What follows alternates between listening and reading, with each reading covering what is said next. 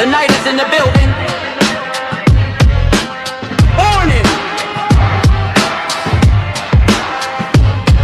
Warning! The night is in the building.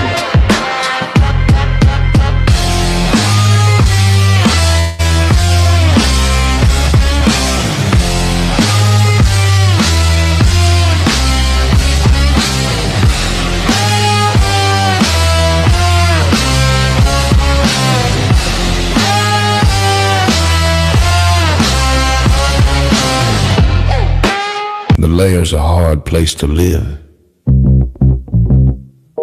Real hard. Ain't no soft landing nowhere in here. You either catch on quick, or this place chew on you slow. This life don't hand out directions. Just wait. Just pressure sitting on your chest every morning. Folks think trouble kicked the door in. Nah. Trouble slick. Trouble got perfume on. Smiling at you like it already know your name, already in the room when you walk in. That's the slings and arrows, you don't hear them fly, you just feel that sting and wonder where it came from. Whole layer wrapped in dark mystery. Old magic in the walls. Wizards whispering deals they don't keep. Dragons watching from the shadows, counting bodies like loose change.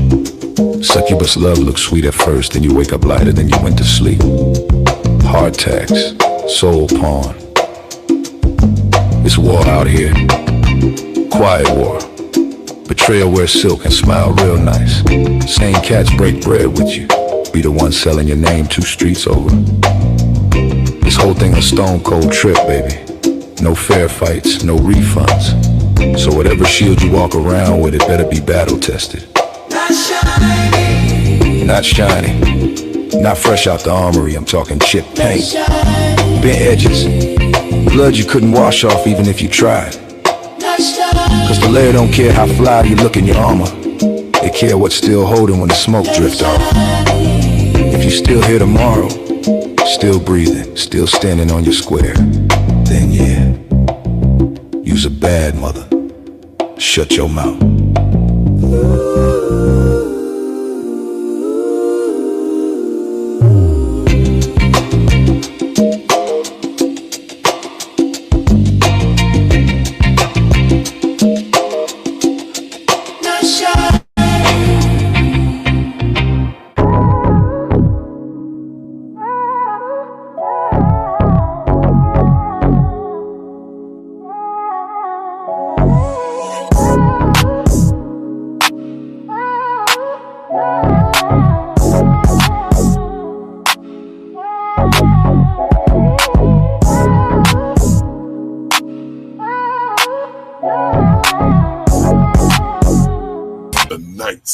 Layer.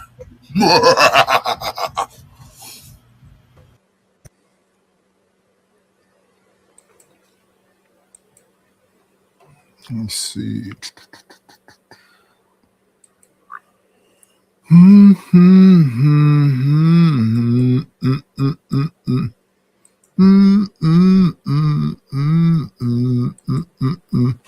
Hello, Almanize.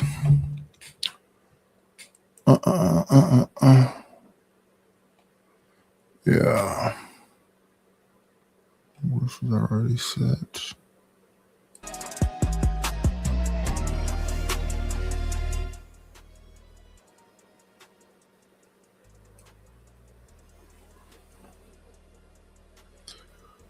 Y'all know what we finna do.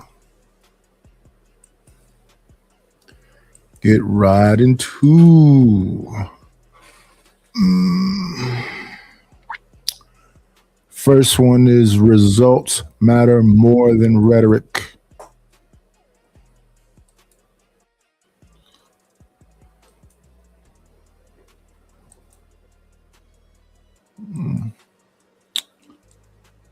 Let's get this together. Let's get involved. Let's get this thing together. Full screen up. Tina, you're a sweet. Milano, you ain't got enough money to humble me, bitch. Shut the Tina, be quiet. Jeez. Tina, you're a nice girl, sweetheart. But sweetheart, you don't obviously think you are the same race as this woman right here. Coco Jones is beautiful. I mean, not to say that Coco Jones is beautiful, right? But ma'am, you and her are not the same race, man. you don't obviously believe that shit. What are you talking about? But CT, like, look, CT. Mooncake, we're not black apparently. Please stop. No, this. they do this. They do this every time. They It's have to- nonsense. Yo, hold on, It's CT. nonsense. CT, Oh, because man, I'm not from Nigeria. A Wimbowe type shit. No, okay? We are African. CT. Go ahead. African. This is Guys, really Tina, excited, Tina. This is really a conversation, probably like for me, you and Universal, honestly. Yeah. Men, right? And what I've just shown you in 2 clips Yeah, was how a red bone moved through the hood. yeah. I showed, right? University, I show you how that red bone moved through the hood. I showed you how to Universal, he understands these things, right? Universal, did I not show? Motherfuckers be racist. Motherfuckers be racist. Same color as you. Racist. I showed you that this nigga's light skin. Look at Angry Man. Look at Izzy Bands. Yeah, y'all not even black.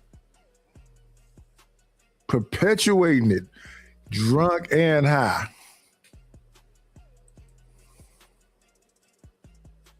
You how Redbone moved through the hood. I don't know if Universal did. And then I also showed you how Darcy and Sister Gal moved through the hood. They got a haul piss. They respond to me like Mr. John and Mr. Yes, sir. That Redbone ain't gonna talk to me like that. She don't have to. Because she has a lifeline because she's Redbone in the hood. Very few Redbone. That's insanity. The light skinned red bone moves through the hood. She can talk to you any old kind of way. Where? Who? What hood? Is she a gangster? She got a pistol on her. She got the young folks with her. Why is it that she can just move any old kind of way? Ain't nobody gonna say that to her. Make it make sense. If you in a shitty place, everybody gotta have a head on a swivel, and I mean everybody. They may act like they may have made it seem like they don't really do, but they really do.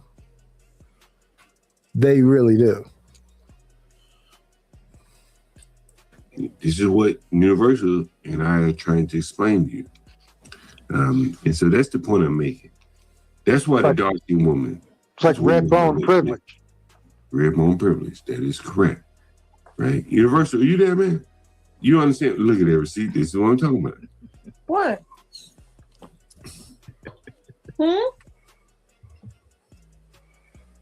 This is sickening. What I do? You see what I'm saying, though? CT, right? What, the way she's sitting on the bed, the way she's playing with her hair? What is it doing to you, John? What is CT seeing, John? Because she got her legs kind of kicked a certain kind of way? What is it? Why are you talking around it? Is it some dark skin code since you saying that dark skinned women call you sir and mister and light skinned women don't have to talk to you like that? It's rage in y'all eyes. It's an insanity look. Like this is what the red bones do. Like this, like they don't even have to do it. In the ghetto, they walk in the lookers or somebody offering them some weed, trying to get some ads from them, and you see her roll up a joint on the lottery counter. Yeah. While the other black woman, Darcy, is willing to haul piss around. That's just colorism. Exactly. Well, okay, well that's the way it works. No, that's not the way it works because Yeah, but Coco it's Jones is wrong. a black woman. Okay. Look, they got those voices. Exactly. You know what I'm saying? And then she just on the edge of the bed, legs cocked wide open, twirling her hair, and John is losing his damn mind. Look at her. What is she doing, John? You haven't seen a pretty little thing like that before, John? What's going on? What's going through your mind when you talk about the dark ones that come around you, call you Mr. and Sir?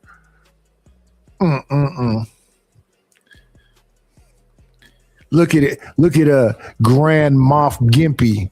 Look at the insane look in his eyes. Agree is wrong, but that's the way it works. It's just ignorant. I agree. It's all ignorant. It's all everything. Whatever I agree with everything you say. Mooncake and That's Tina the way were the world codified. works. Hey, let's talk about the $2 Super Chat. Coffee with cream is no longer black coffee. It's so brown. It's black. Yeah, I'm There's majority different shades of black. black. Like, thank you. Look, I'm they don't majority get black. it because I'm sorry, y'all were traded through the Atlantic slave trade and you don't know your roots, unlike Well, we me and all my were. sister. Slave- But I know where both my Jamaica. parents came from. They're in Jamaica, Well- born in Jamaica, raised in Jamaica. Well, actually, And slaves Jamaicans. to Jamaica. I got Jamaicans. I know slaves went to Jamaica, but both of There's my Chinese parents from Jamaica. Jamaicans. There's Indian I'm not Jamaicans. Chinese. Okay. Like, No, I got no. family from Jamaica. My surname. Lotto, is nobody from Jamaica. cares what you're talking about. did. Shut up. I You know did what? But when Tina, shut up. I dear. did it Let at CT 23. talk. CT, go ahead, You bro. keep talking. Wait, You keep yapping. CT. I'm just I'm trying not to a kid, figure. bitch. Okay, go ahead, Mooncake. Hey, Mooncake, I go ahead. did. Remember, guys, I did a 23andMe. We're majority African. Like we are What majority. percentage? What percentage? Like What percentage? 80%. It Hold was on, guys. Let me just talk to Mooncakes, please. Mooncake, what percentage? It was 71% West African, right? And then it was 19% European, mostly German, which is weird.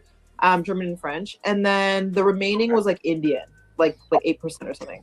Okay, 71% is not 80%. I don't know where you learned math. Bill, stay out of black business. So okay, Mr. Tina, Native American. Tina, sweetheart. What? So Tina, if John Galt were to do, now John Galt has, I've seen his children, I've seen his children's mothers are West African. I'm assuming they are dark skinned. John lives in a black community. He does business in a black community. He houses blacks.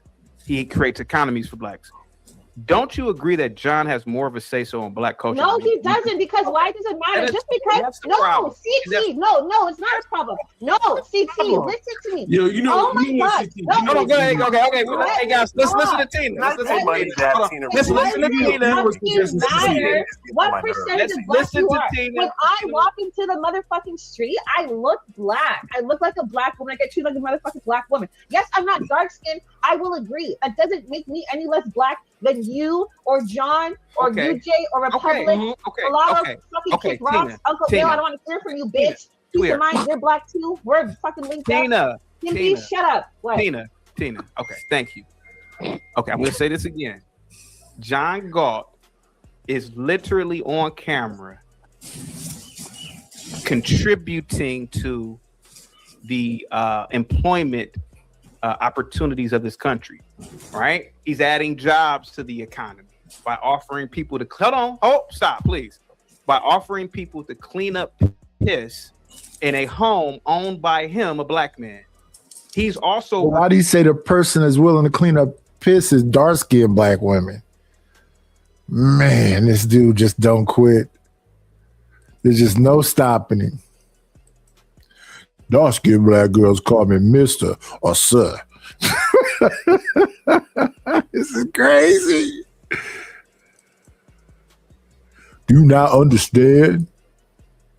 That voice too. This Candyland.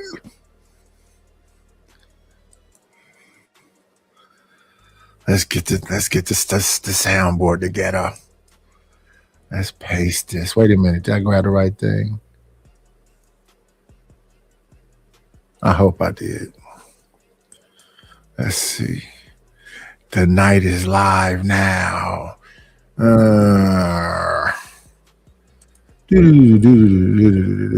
What is the F is happening? I'm not putting it in the right place. There we go. There we go.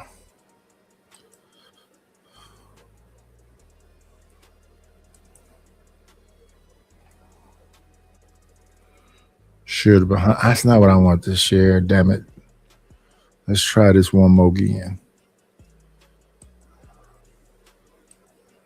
Come on.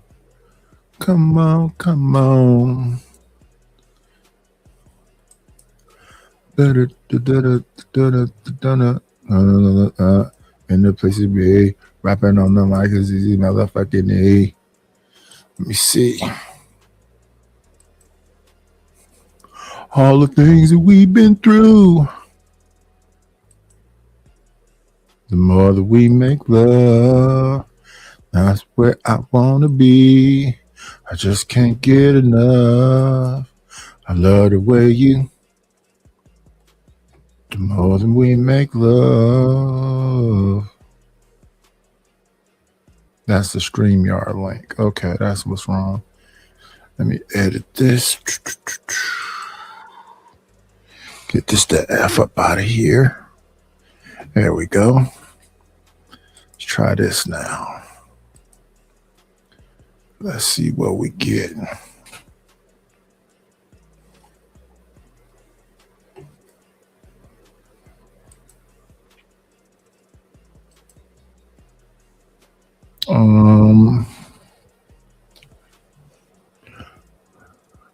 The more that we make love, that's where I wanna be.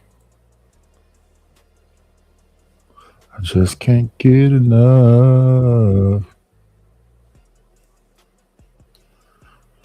I love the way you freak me. The more that we make love, it's exactly where I want to be. Okay, there we go. Let's move forward. Recruiting. He's also housing people far below the market value. What up, Lord ADS?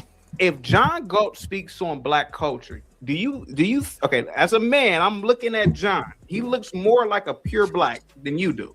So don't you think, give me a second, sweetheart. So don't you think that there are a lot of people like myself who will look at a John and say, I'm gonna listen to him before I listen to Tina, who probably lives around white folks. Okay, nothing wrong with that. And there's nothing wrong with that. You do too. Because I live Tina, you're not letting me finish. You're thinking I'm attacking you and I'm not. Because me and you probably live the same lifestyle. I live around white liberals. I like going to drum circles. I like walking to the coffee spot to get my little coffee. But see, John doesn't do that in the morning. John gets up and he's around these types of blacks. He's around black people. So to me, John can speak more for blacks than any of us on the panel. And I have a degree in African studies. Bullshit. That's bullshit. I'm sorry. Okay, and that's what I was saying. I'm not trying to convince you. I'm just telling you how I think. Okay, because how are you going to tell black women what she can and can't say? Yeah, because exactly. I think it's Coco. Because honestly, I'm be honest with you, I'm not a woman, and please forgive me. Who said that, Mulatto? I wish you would shut the fuck up because you're not black. Little kids like you. Nobody cares for little kids like you think. Please stop. I'm not gonna shut up. Please. Hey, Universal is in the back. Yeah. Please, Tina, sweetheart, I'm not a woman, but I could only guess.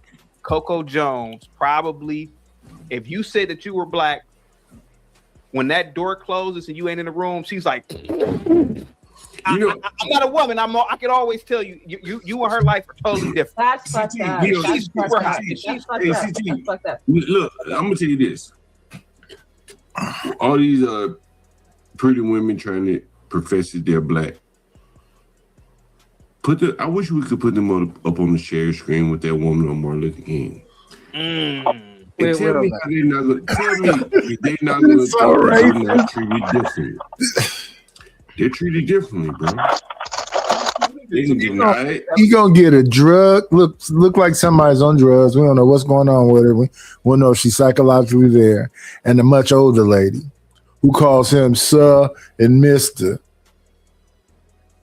and put them two young women up next to her and then talk about, oh man, race baiting. Also, that percentage contributed to your voice, skin color, attitude, personality, inside features like what else is there? I can't see what's under here. Maybe that says sweetie. Whatever the case may be, you can't tell me that woman walking through the world. You can't tell me that woman right there is walking through the world the same way as But Mooncakes. that It just don't could work that way. contribute to work that pretty way. privilege as well. Honestly, Yeah, I'm yeah, not we trying to- That definitely. is honestly, true. Pretty privilege is real, but right? But if you compare her to Coco Jones is pretty. exactly. Okay, we'll put the red bone up there then. Okay, we'll put the red bone No, up hey there. John. In all fairness, They're John. In all conflating fairness, pretty. they are saying that. Listen, Coco Jones is really pretty. She's dark, Yes, she is. and she probably could walk through many rooms and people would, guard over her. But I think the problem is that these women think that they are the same race of women, and that's what the problem is. Yeah, That's we my are.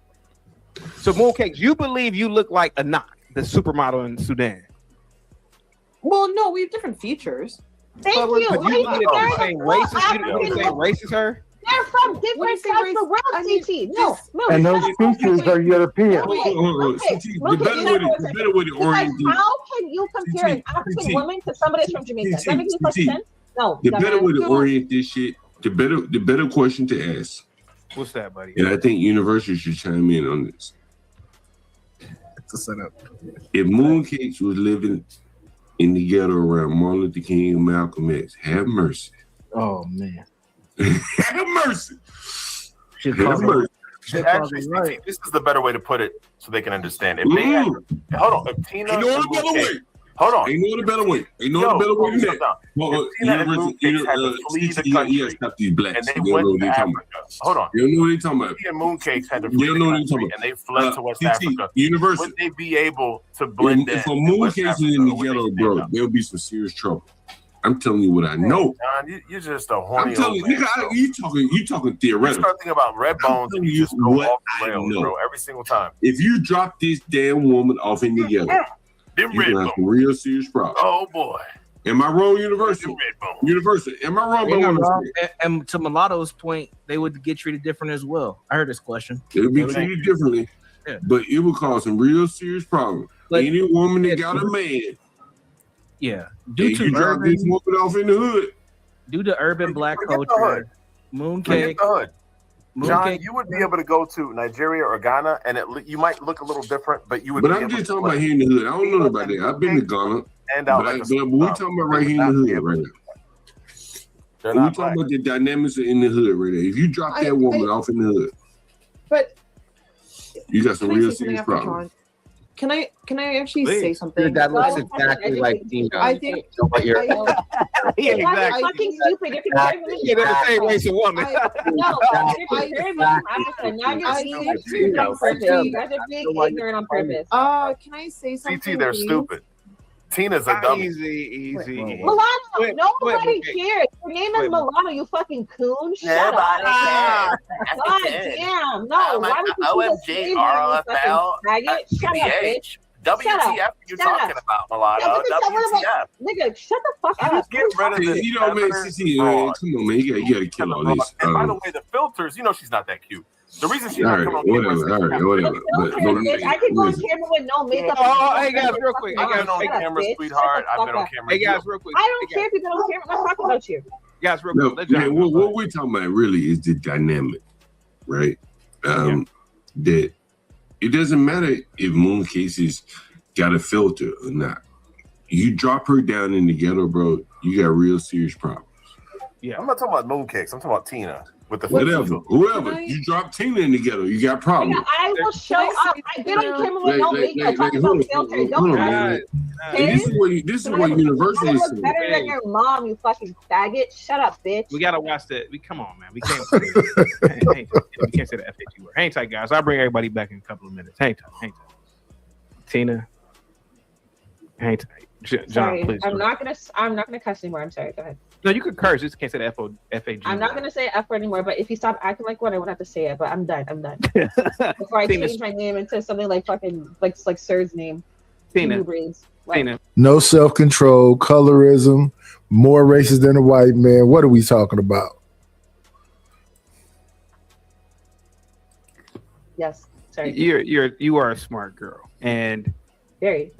Mooncakes. You guys are very smart siblings. And the thing is that imagine me, right? I don't know anybody, and I'm looking at this content. Here goes a man. He gets on camera. He's around nothing but blacks. Nothing. He walks up to blacks. Hey, blacks, y'all need a job? Drinking Miller Light, smoking a blunt, back to back, getting up to the mini fridge, get some more Miller Life. Who's blacker? Oh man. Y'all need some, y'all need to do some work. He houses blacks, I seen it. And he talks about the socioeconomic and political systems within the black community. And then here comes Tina. Racially ambiguous. I could argue because you're Canadian, you live around whites, mostly liberal whites. Nothing wrong with that, because I live around liberal whites myself. I can't listen to you talk about black anything before I listen to John. This is what makes John a holy man when it comes to this topic. It's hard to listen to you when you say you have 70%, even though Mooncake said it. It's hard to listen to you when you say you have 70% black blood. This man probably has 100. I'm not. Maybe not. Okay, so you have to understand it from the perspective of people watching, even me. Okay. And far too. Hold on. Can I say something after you're done talking, though? Yeah, sure. Okay. And far too often in the black community, it's generally racially ambiguous individuals who don't even live around blacks trying to dictate black politics. For example, I'm not saying Izzy's like this, but there's a guy named Izzy last night who was asking me about John. He couldn't believe that I was exalting John the way that I was. Because I know me personally growing up as black, I never saw too many Izzy's in these black ass when I used to go. I used to see dark-skinned guys. And if this dark-skinned guy is creating an economy, creating jobs, and housing blacks, he's doing far more than Izzy. He's doing far more than you or any other mixed people. So the thing of the matter is that people fear a person like John. And that's what it really boils down to. Okay. Fear when a black man says, y'all ain't black. Because if the white man, hold on. If the white man if he could define shit, we're gonna define what this is. If you're 1%, some hunky wrote something 200 years ago, and everybody just believe it. Why can't the black man say, "Hey man, I don't look at you as black"? Why can't you? Why can't that be codified in history? Why everything gotta be codified because the white man said? Can I say something? I'm gonna say me and John probably live different life experiences, which is a. Hey, by the way, Mo Cakes, is your sister does she do Adderall? She does that? No, not to my knowledge. Okay. Go ahead, Tina. Go ahead. No, I'm just manic. Okay. I think we live different lives, 100%, right? Sure. Your life probably conforms to that black stereotype. Not disagreeing, mine didn't. But that does not change the experience I lived as a black woman living in a white neighborhood growing up at all, right? So when you come and tell me that I'm not black, that's crazy because growing up, all I ever knew was black. That's all I knew. What I'm saying, Tina. No, but go ahead. I thought you were done. No, go ahead. No, can I say something after? But Tina, what I'm saying is that see, you're a woman, and you don't understand this, but men. I'm not barking. I have a dog. So he goes over there and fights with Tariq Nasheed about the whole FBA conversation. And then he comes over here and has almost a colorism conversation. It's all divisive. What? John is more black because what?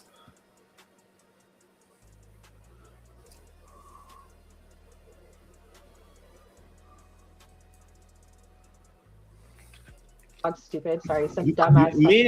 Men generally will defer, right? We'll defer eventually. About 6 months ago, something occurred where John somebody said something about fucking, right? Like I can fuck you up or fuck something, and John said, "Here goes the difference between me and you, boy. I can do the fucking." You see, the white man, for hundreds, if not a couple of thousand years, had a feudalistic system. Same thing with the Japanese. And the overlords were the landowners, from the king on down. John is the same thing, and I'm seeing it. And but not me, but Negroes are undermining the very same systems that every other racial group did on this planet. John is the landlord. He's the owner. And I don't see why we can't respect that shit. He could do the fucking. And that's how societies have always been. And oh, give me a second, John, because and when I saw Izzy and these other, what are you talking about? What I'm talking about, sweetheart, is something that is so far over your head you couldn't even understand it because you're not a man. Because I'm not black? I'm trying to tell you, no, it's because human history has been feudalism, and the landowners have been the most powerful people in the community. They're the lords. Landowner. That's what people don't get. If he has anything to say about the community, I'm gonna listen because he owns land there. He pays the taxes. He can house people. Y'all don't get it. That's different. Okay, landlord pays taxes, has some influence because of that, not because he dark. You started this whole thing off about his darkness. I mean, the blacker the berry, the sweeter the juice. He dark enough. He might be 100% African. Not in America. They don't get it. And so when he's talking about the community and the people in it that look like him, that look like me. It's hard to be a landlord. Ma'am, Tina. You've heard the word lord, right? Tina. That's where landlord comes from. Tina. I know what it comes from. Tina, you're a nice, sweet girl, but you gotta let me finish, sweetheart, please.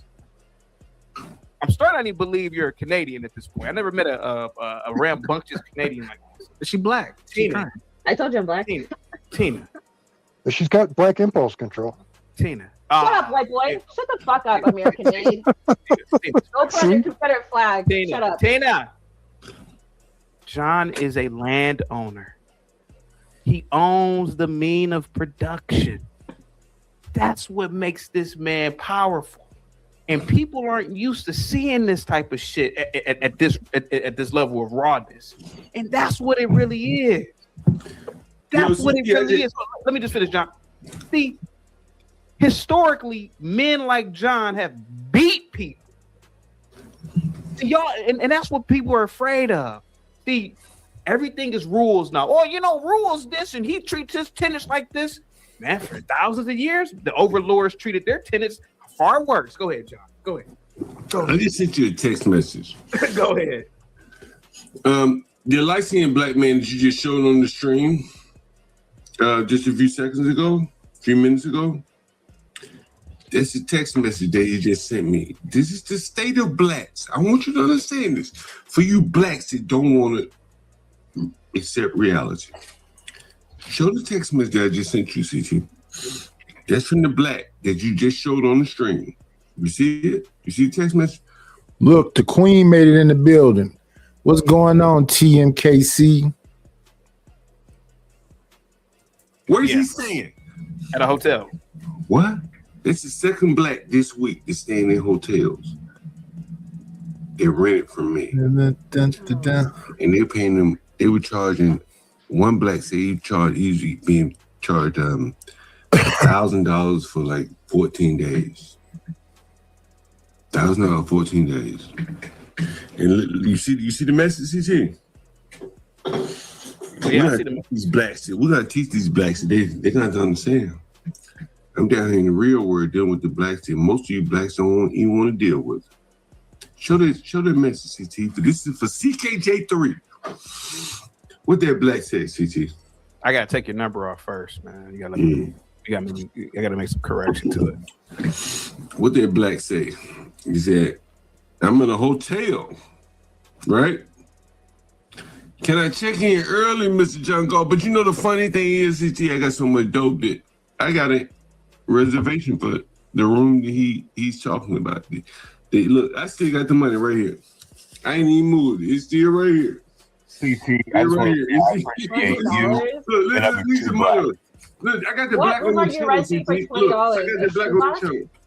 That black, he didn't. He was gonna rent one room, Steve. For $20? For the blacks, they call me a slumlord. What you say? Slumlord? Of course, they're in the slums. They're renting for $20. $20 what? It's the money over right here. And then I said, wait a minute.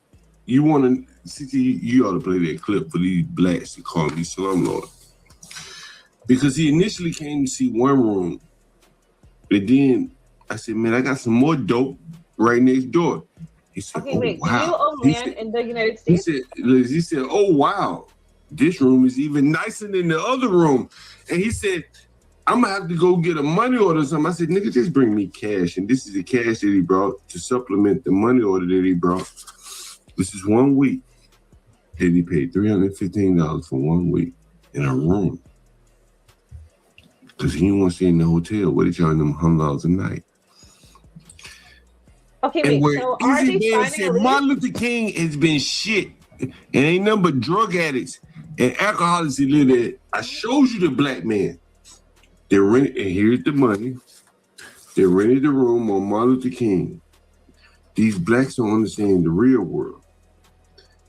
All they understand is like, click, share, subscribe in the virtual world. But I am that nigga, John Galt, in the real world, providing houses for a place for these people to lay their head so they can send a super chat to Izzy and Angry Man.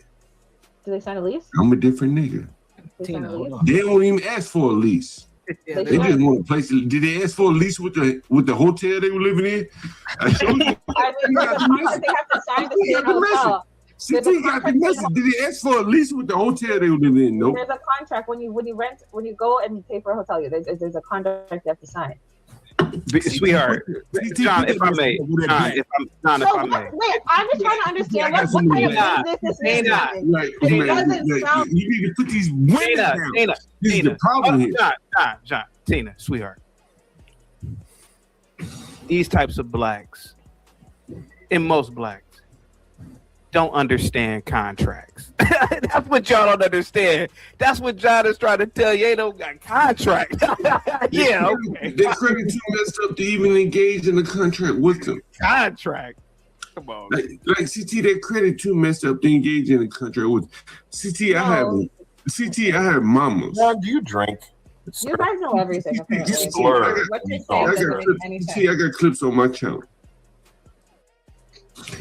You're telling me you're picking up bums off the street to put You gotta put these Nobody Shut up, mulatto, bitch. You're They're right. making Look fun at of you in the Look at comments. They're making I fun don't of give you. a fuck who's Go ahead. making Go fun ahead, of me. That John. doesn't John, bug me. go ahead, sir. I got mama. I got old mamas, old black mamas. You gotta bring Universal back up, man. Oh yeah. It's I'm my not. nigga I'm not there. pretty It's my enough. nigga there. Universal on the scene. Oh, look at that. Look at it. You see that? Look at that. That's that dope. What you understand? What? See, for you blacks, they call me a slumlord. Look what he running from. He trying to run from that $100 a night hotel fee in the ghetto. He not staying downtown in the hotel. Put it back up, CT. I'm Trust confused me. by the topic. It's like an exposure. The woman got jumped on by somebody in the alley, played all her stuff. Correction, I'll be there by 1 p.m. because the hotel checks out at noon. Yeesh. I wouldn't want that to be, especially when I did it in confidence. I sent it directly to you, and now it's on YouTube. I would not like that to be the situation. For those that call me a slumlord. I stayed downtown in a hotel. You understand that? For you people that live in the cities, University, you understand? You think he downtown in some nice hotel? Huh? Where do you think he's staying? We already showed the black. What do you think he's staying? Well, what type of hotel do you think he's staying in, Universal? Not an expensive one. Motel 8. Sorry, I'm like lost in where we're going. Down. With They this. can't keep up with what's going on. Go ahead. Okay. Go ahead. I'm sorry. I'm just a little confused. I wanted to circle back. Oh, 1 second. Where's Delbert? I wanted to circle back to before about like we were talking about the like people in Africa. And just to make something really clear. Oh, why is she barking? Stop it. Stop. Sorry. Just so you guys know, there's a huge genetic difference between people in Canada and people in like Sudan, right? Different facial features. Their genetic makeup are so dissimilar. They basically are their own races of people. So when we talk about black, we obviously know it was created just a label. We're all a part of the system. We're all black. Like, I'm sorry, if people are going to talk about the black community, we should just be listening to the Africans then. We shouldn't be listening to the African Americans. No, They African Americans aren't black. They're Native Americans. They're natives, remember? And Yeah, Pangea in Africa doesn't exist. Shut up. And Fucking that's the other stupid. thing that's really confusing to me is And that, Bill, like, you better not why- say shit. You're Because they have all these different theories popping up now.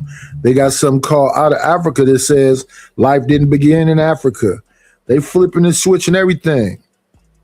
They playing tricks in your face. All the things you thought before are not real.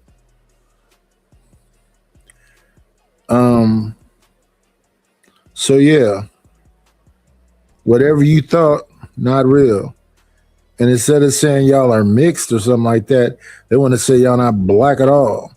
And then you have some people that say, oh, you from Jamaica, then you're not black. They would call you a tether. It's a lot to keep up with. But those that know. Let me see. You went there. And while Chaotic is saying this, he has a little smile on his face. You know he do. Okay,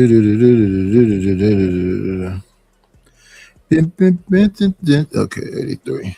Now let's hear this be explained. smiling too hard. Why would I listen to African Americans about who's black or not? Why would I listen to the real, like the original people of Africa? This is where I think there's so much confusion. Original. And if those people are saying that I'm black, that's who I'm going to listen to. I'm not going to listen to African Americans who, no offense, you're not really from America. You were just brought there by ship. You're brought there by About ship. if I'm black or not. Like, I'm sorry, but My they don't really goodness, get that CT, say can you get a hold of? Can you do something to wrangle in this loud mulatto chick broad down there? I know a nigga that's white with green eyes. They gonna call me mulatto. But I accept it. I White accept it. boy. No, That we're nigga not I think mixed. I'm black. Shut We're up. not- Like we're you, not I halfway. embrace it. Can you do something about this? We're Shut not up. half-white. Shut up. We're not half white. We're This almost guy fully thinks it's black. a Yeah, city. you're 2/3. You're only 2/3. Yeah, you're only 1/3 Everyone white. I'm smoking sorry, my stack. bad. Everyone- You're 1/3 white. Quadroon's gonna talk to me? Wait. Okay. Chaotic. You're 1/3 white, right? Mooncake. Chaotic. You just I said No, bitch. Shut up. Wait, Tina, 1 second. I said this last time, right? The reason why people don't So we going to the old school names. So Quadroon, Octoroon. I guess you can call them Creole, Occasion. What we doing? What are we doing? We having a light skin off? Because John and them say y'all not black? want us to be black is because we bring in something different. If you count us as black, then you can't marginalize, you can't make a monolith of black people, specifically black women. They always do this to women who maybe do have a little bit more mixed in them. But at the end of the day, I am a black woman who, yes, has some other features there, but that doesn't matter. I still identify as black. When I go to an interview, I'm a black woman. I am part of the black community. I am affected, maybe not to the same degree as dark-skinned women, my job but I'm still application, affected by the black. fact that I am a black woman. Period. Black. And Look I at me, think black, it's black, easier black, for black, them. Yeah, I think it's easier for people to dismiss us and say that we're not black because either they're attracted to us and they're afraid of being attracted to a black woman. They want to put it in a box. Yeah, it's just weird. And it's only typically black men who do this. Other races don't do this. It's only the black community. And so I think the black community has a lot of insecurity about themselves. And they project it. Look, y'all. That man can make a show out of anything. The fact that y'all having this conversation right now. Come on in. Playing, it's always a treat when players leave.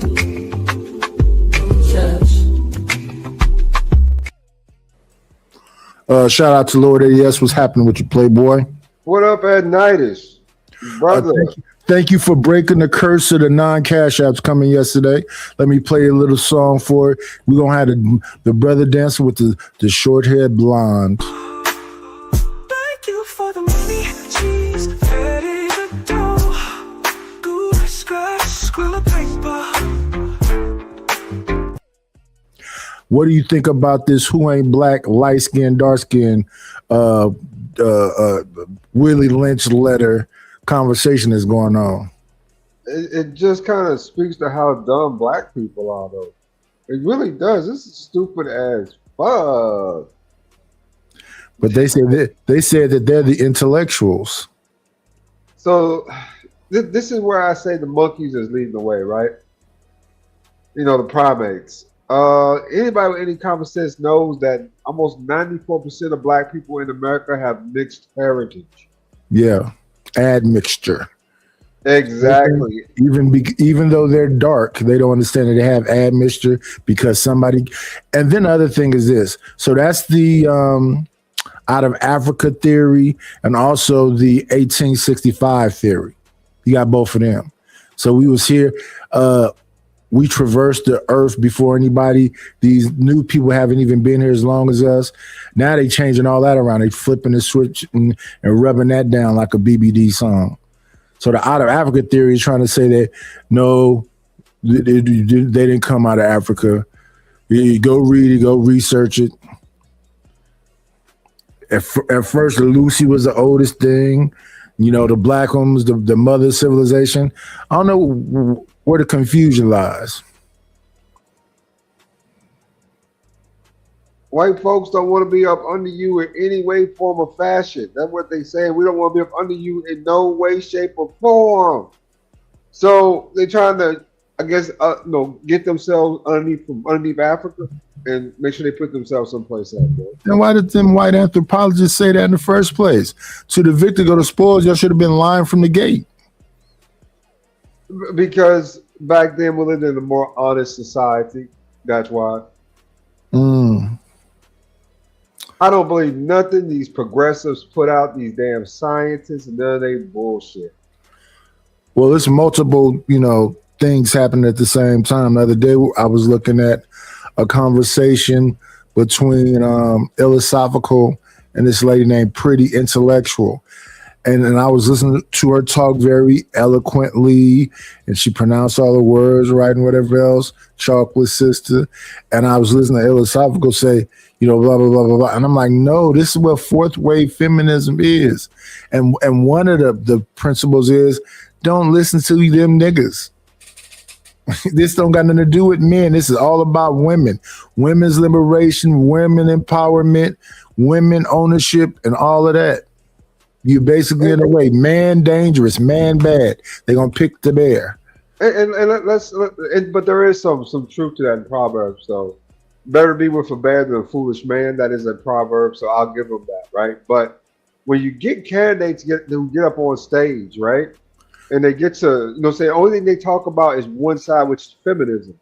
Saying this, that, and the other. And it's almost like they forgot that our struggle was over, right? It's like your struggle don't even matter no more. It's about the struggle of all these other people and putting feminists at the top of that list as kind of a power dynamic built off what the white man's already conquered. You know what I'm saying? It was the easiest command to figure out. They use us to get to the White House, and once they get in there, they lay out, right? Because progressives have been trying to replace us for years, they just haven't never got a real shot to do it. And this last go around, they had a decent shot to do that. But we'll see how it all plays out long term. But I think the women gonna fight back if they try to do what it looked like the progression and trajectory of things are going, because they're going almost making it impossible for women to work. Is what it's looking like. We'll see how it all plays out because there's too much of the market right now of our employment. If anything, this is a result of the men being overly spoiled in this society. You think that's what it is? Yeah, it really is. Now that it exists, it's a part of the income. So when I see stuff like the clip I played the other day, where you got a woman on what's that one called? Tonight's Conversations, talking to that group of people, and she said her boyfriend pays for everything. She's thinking about leaving him. And then, you know, Ace Metaphor and all of them chimed in. And then when they chimed in, she said, but I make way more money than him. So then I said, wait a minute. He make less money than you and he's paying for everything and you keep all your money to yourself and you talking about leaving him because he's not, you know, all the psycho about right, not emotionally there, doesn't know how to hold a conversation, is inconsistent. All facts, each and everything, all facts. But whose fault is it that he was willing to do that? That's the bigger question, right? If he's following, I guess, the Bible, conservatives, and those people, that's what they say it is. If you can't handle it all, you're supposed to handle the bulk of it. Isn't that the man thing? But that's only under the guise of marriage. That's only under the guise of marriage. That's all. That's only under the guise of marriage do you take on the woman's burden in that. Then what you been doing? Well, then what you been doing, Lord ADS? The last time you really chopped it up, you told me you had, you know, gave this woman the works, and that, you know, it all went to ish. When was this? Oh. The last time we chopped it up, you had said you were 1 hour with a person, nice restaurant, everything was all good, and then the night didn't end so well. And you didn't say it was just one. I thought you said that was like a consistent thing. Oh yeah. This happened to me some years ago. Oh, this is something old you was talking about. Yeah. When I was out here trying to, this is 2014, 2015, right? Well, you know, saying I'm kind of doing that, you know, saying that heavy spending shit. Yeah. So I ended up going on these dates, right? Kind of like these baller type dates that they had lined up and shit. You know what I'm saying? I'm here in Atlanta, where these little spots that was always on like media takeout, stuff like that. Kind of celeb hits, right? I was thinking I gotta say something to the queen. Let's put the queen picture up here because the queen is writing. She's taking over Sin 7 Sin Job tonight. So let me respond to the queen right quick. Let me see. Where's the queen at? There she go right there. Let me speak to the queen. These are the queen's thoughts from the chat. I can't blame myself because I ain't never tricked so far. I'm 56 and I ain't never tricked. Women typically like me, and I typically mess with the women that like me. If I got to do a whole bunch of shit, that means you don't like me. So I always been passing on that. You know, there's women out here. I'm tall. I'm beautiful. I'm just old now. That's all that happened to me. I just got old. And even old women like me. I'm a vibe. Shout out to the shout outs. So I don't know. What do you mean by blame yourselves? Could you elaborate on that more, Queen? Thank you. Go ahead, Lord ADS. Thank you, nice. Thank you. What was my thought at on this? Yeah. So I was taking out bras to like these celeb hit spots like that, right? Man, I was spending money on dates, all types of ace bouillon, fucking filet mignon, shit like that. And you know what I learned? What? At the end of the night, I might have even gotten a little bit of that too, but it was just never really worth it to me. It's like I just spent all this money just for that. So you didn't know about the trick and the stick when you was doing that? I always thought a trick was a nigga who paid for it on the transaction shit. No, it could be the boyfriend, it could be the husband. Enlighten me on your definition of tricking. Well, the trick and the stick is this.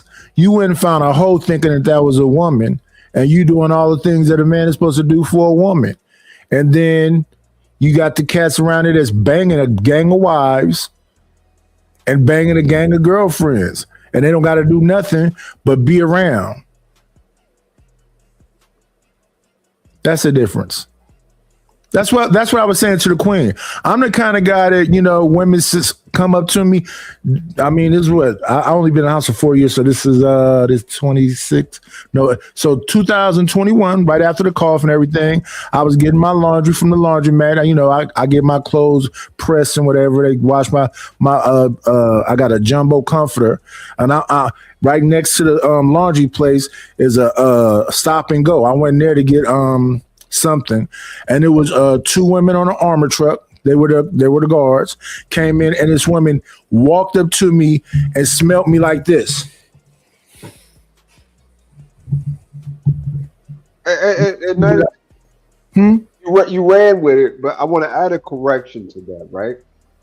The stick part. This is my thinking on that part of it. That, you know what I'm saying, you can, maybe I need to apply the stick thinking to, you know what I'm saying, yeah. That she's not out with no other dudes, but you paying excessively more for something another nigga didn't have to pay nothing. You know what I'm saying? You really overdoing it, right? Just to get that little piece of young. You know what I'm saying?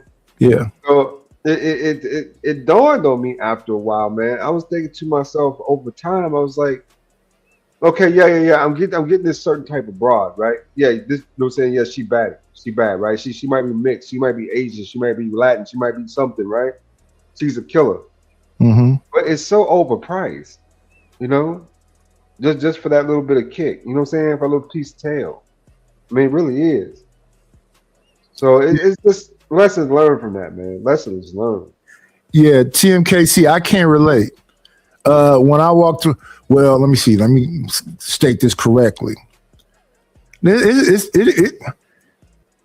I told you I used to work at the Scouts with my wife and my kids and all the kids up in there. It was other women that used to come up in there, and they used to literally look at my wife and be like, I don't get it.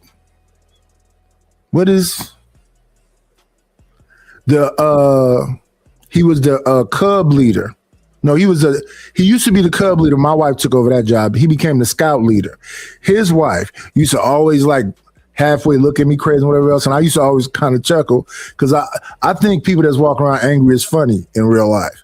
So like probably about 2017, somehow she ended up around me and talked to me. And then she got an epiphany after she talked to me, and she did something like this. And then she went and told my wife, I get it now, whatever the hell that means. I'm telling you, I'm a vibe, TMKC, even this version of me. So all this stuff these people be saying, you know what's the thing that's really confusing me, TMKC, is the people that's young and shape and all this other stuff. What is their problem? They spending money. They in shape. They doing all of the stuff. They being the best versions of themselves that I hear people talking about on here. I used to use drugs and drink and go to jail and wasn't doing well in school or nothing. I was catching the bus and walking around. So what's happening with you people that got everything going on? I just don't think people respect nice guys. It's like the more respectable you are, the least respect they have for you. I think it's just being judged on the scale that's just not good enough, right? No matter what these brothers do, and I think in a lot of cases, unless they buy the universe, you know what I'm saying, unless they own everything, you know what I'm saying, a lot of these women ain't gonna give those niggas no play anyway. I'm finna play a clip I just watched earlier. Let's walk away from what we're looking at right now so I can play a clip I just watched earlier. It's the dude with 7 baby mamas that Anton was talking about. Let me see, 1 second. And y'all will kind of understand what I'm saying. I can relate.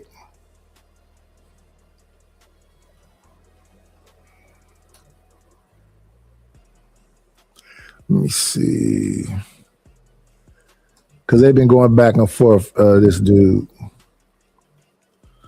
Let me see. Where is it at? Here, right here.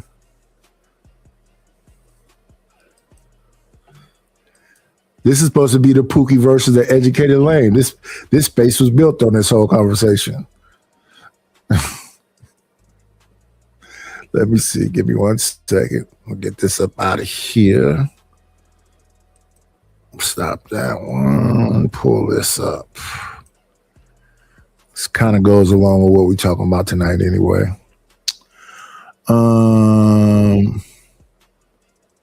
Where is it?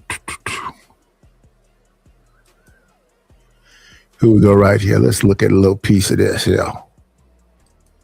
The more that we make love.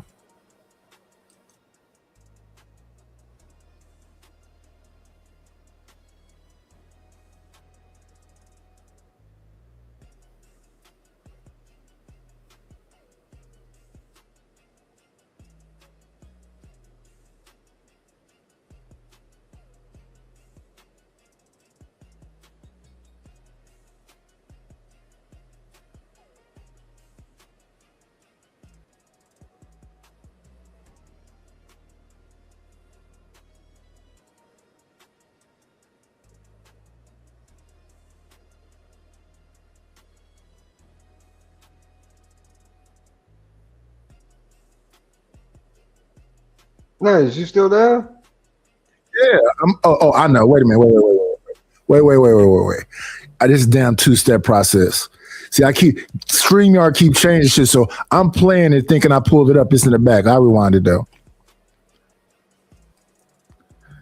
Let me rewind it. Matter of fact, we don't even have to rewind. I'll just take it back a little bit. I wonder what the hell was going on. The kids out of wedlock thing. What is marriage? Like, marriage is the commitment before God, and you know, a promise that two people are making to God. So do you not believe in polygamy? Do you believe that like polygamy is wrong? Because I'm not the only man, and I won't be the last to have a bunch of kids by a bunch of different women. Granted, like I said in my video, I didn't make that video bragging and boasting about it. I'm making that video as a warning to like guys who can possibly make the same decision that I make. But like one of the problems that you got to understand when you're talking about it's a bulk of it's a small group of men getting all the women. That's what they're interested in, bro. Like it's like you criticizing people for being you criticizing women for liking what they like. There's more women on this earth than it is men.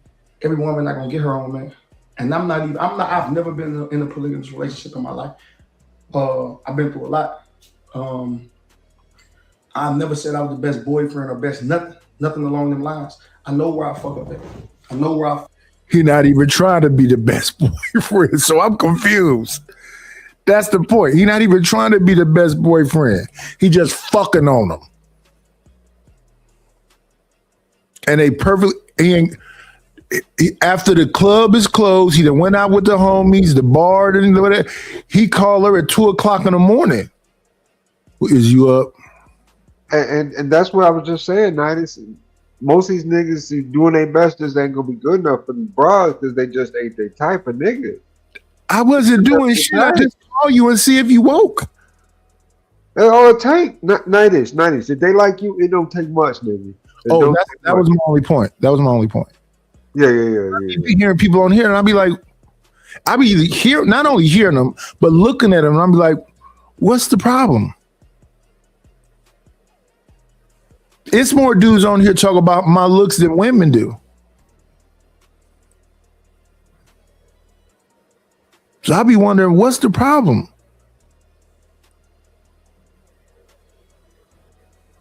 I mean, I think things are actually getting better nowadays, believe it or not, between black men and black women. I think that a lot of egos are finally coming back down to earth, and people starting to see things a little bit clearer, right?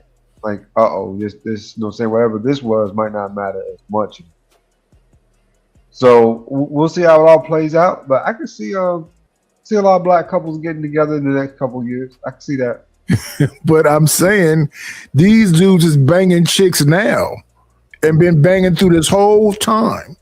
Yeah, it's always been that way. I mean, since we talking about since the days of slavery, brother. This has been like the thing. It's called selective breeding, right? Women have their preferences. But see, when I hear the talking, it just be women, and then the women would be like that argument that was going on between Illa and Pretty Intellectual, which is, are y'all the leaders or not? And if y'all are the leaders, what are y'all talking about the women for? If we are the leaders, we already know what the women want and everything else. What are we talking about them for? I think that's their whole conversation. Why is y'all talking to us about us? Why is it like the other day, the dudes is up there talking about what women do and what women think, and it's women up there. I was even like, well, why are y'all talking about it when it's like 4 or 5 women up there?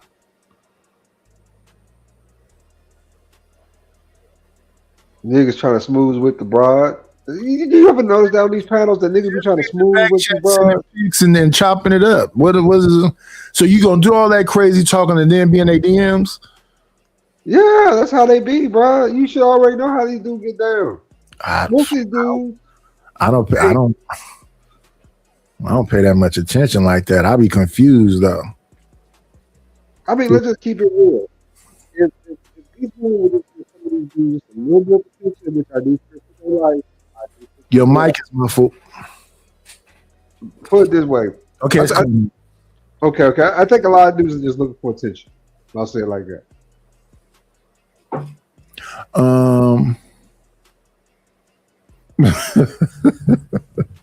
You know how many times I've heard this before. Shout out, words from the Queen. Words from the Queen. I never said I was a thug. I've never liked thugs before. I've always strived for a nice guy. Every single one was an imposter, even the current one. And I can't wait till it's over. So this is what I'm saying. If people are still falling for the nice guy,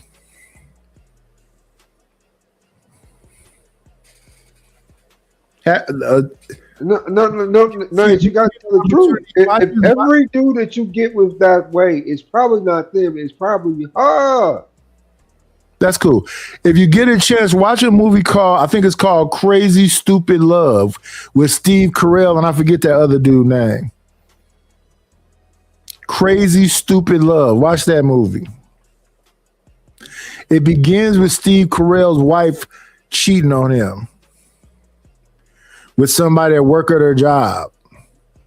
Then he is all sad, slumping around and doing blah, blah, blah. And he runs into this other dude. Because people keep making stuff more complicated than what it is. Like Alan Roger Curry passed away not too long ago, but he had something called the cold approach. I grew up in the 70s. Everybody I know cold approached. So now when I hear now that that's a crime. Is that a crime nowadays, Lord ADS? Not anymore, sir. Oh, but it was? It was treated as a crime. So was what was it called? Wooing? Wooing was treated as a crime for a time, and other little stuff, right? So now it looks like those rules are starting to loosen up quite a bit because dudes at the gym kind of saying how that chicks again, right? Yeah. I just walk up to women and say, I want you. What? I want you. What do you mean? In a way a man will want a woman. I don't want to be derogatory or say nothing that may sound insensitive. And I think that I want you is like, it's a Marvin Gaye song. Do you know who Marvin Gaye is? Let me tell you a little trick that helps with my confidence, right? When I be out, don't say how that ticks whatever. You got to be confident to say, I want you. No. Whatever you say, if they like you, it's going to be okay. You know what I'm saying? If they don't like you, whatever you say, it ain't going to matter. People have said online to me in the last year or two, I be harassing women. When I'm just being honest. Like I told somebody I like them big old titties. And it's like, I'm like, if that offended you, I apologize, but I do like big old titties.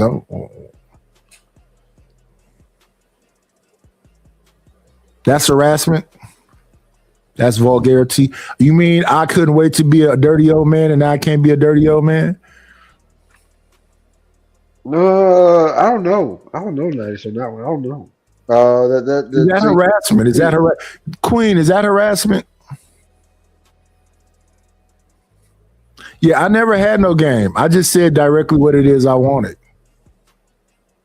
Even when I was younger, I try not to be vulgar, but people understood. I don't say stuff like "give me some pussy." I don't say that kind of stuff. My father told me to talk like that when I was like 10. Well, if you like her, just tell her you want some pussy. But he's a silent generation. So I guess you could talk like a caveman back then.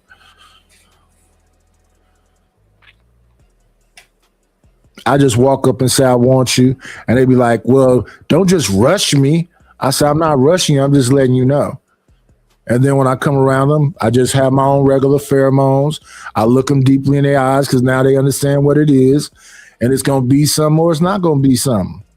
But yeah, I never had no game. I never even attempt to try. I don't even know what game is. You got to have a mouthpiece. You got to have a mouthpiece. Oh, I used to love this too. I'm kicking it with the homies, and then the women come around and their whole personality change. You ever seen that before, ADS? Oh yeah, nigga, it's called peacocking, motherfucker. Motherfuckers go from Steve Urkel to Stefan right in front of your face. Peacocking and shit. Yeah, and all of a sudden those things got on their best shoes, got on their best jacket and shit. You know what I'm saying? Because a couple bras been showing up. You know that type of shit, right? Yeah. Peacocking, nigga.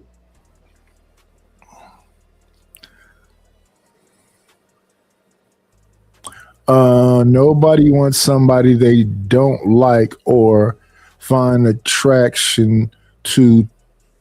You got to be joking. No, I'm not joking. I'm serious as fuck. That's when people get mixed up. No, I'm not joking. So all them people that said all that stuff to my wife about I don't get it until they get it. Yeah, them. I'm aggressive. I'm a cold approacher. I'm direct. Now, if you're offended, I'll walk away. But I am who I am. I'm not going to change shit about me. I don't know why people be thinking I'm going to change shit about me. Now, if something offends you when you get all upset and shit, I apologize because you're offended, but my fucking mind haven't changed. Like when I heard that shit from Corey, I snapped. That was a knee-jerk reaction because all that shit came at once. But then I thought about it in the proper framing. He's a damn comedian. They're comedians that tell dark jokes. That's why I brought up George Carlin, Richard Pryor, what's the boy name? Dark humor. His brother used to write with Chappelle. His name was I don't know. I brought them all up the other day. Andrew Dice Clay. Andrew Dice Clay used to be just all raunchy, whatever. Yeah, but I guess now since we're in the woke era, Eddie Murphy came out and apologized for his earlier career. Now all this stuff he does is like, what is this? No Raw, no Delirious, no Beverly Hills Cop. It's just like the shell of the man. Brother, just keep it real. This place turned Bizarro Land in 2020, man. That big thing really screwed up a lot of people's heads, man. To this woke culture. Then all of a sudden that got conquered, canceled by the MAGA. Bruh, these people right now in their headspace is messed up. I mean, they messed up, bro. They really are. And even like you said, the approach, right? Of who you dealing with, who you not, you know. Out here, and that's really I don't cold approach like other people cold approach. I cold approach once I see a choosing signal. If you're not paying attention to me and your nose is in the air and you think you la-di-da, fuck you. Keep your pussy. I'm talking about people that's grinning and smiling in my face. Like I could have done that day when that woman was sniffing me, but I was uncomfortable with the sniffing. I'm like, what the fuck is this? Because, yeah, I'm not into freaks like that. Oh, I tore her ass up. I like freaks. You probably would have. She was cute, too. She's probably about 5'6", probably about like 185 pounds. And the damn Brinks truck driver, one of them things, it was her and a dark-skinned girl. The other lady was like, girl, get from over there. Stop harassing that man. Man, you should holler at her, bro. Nah.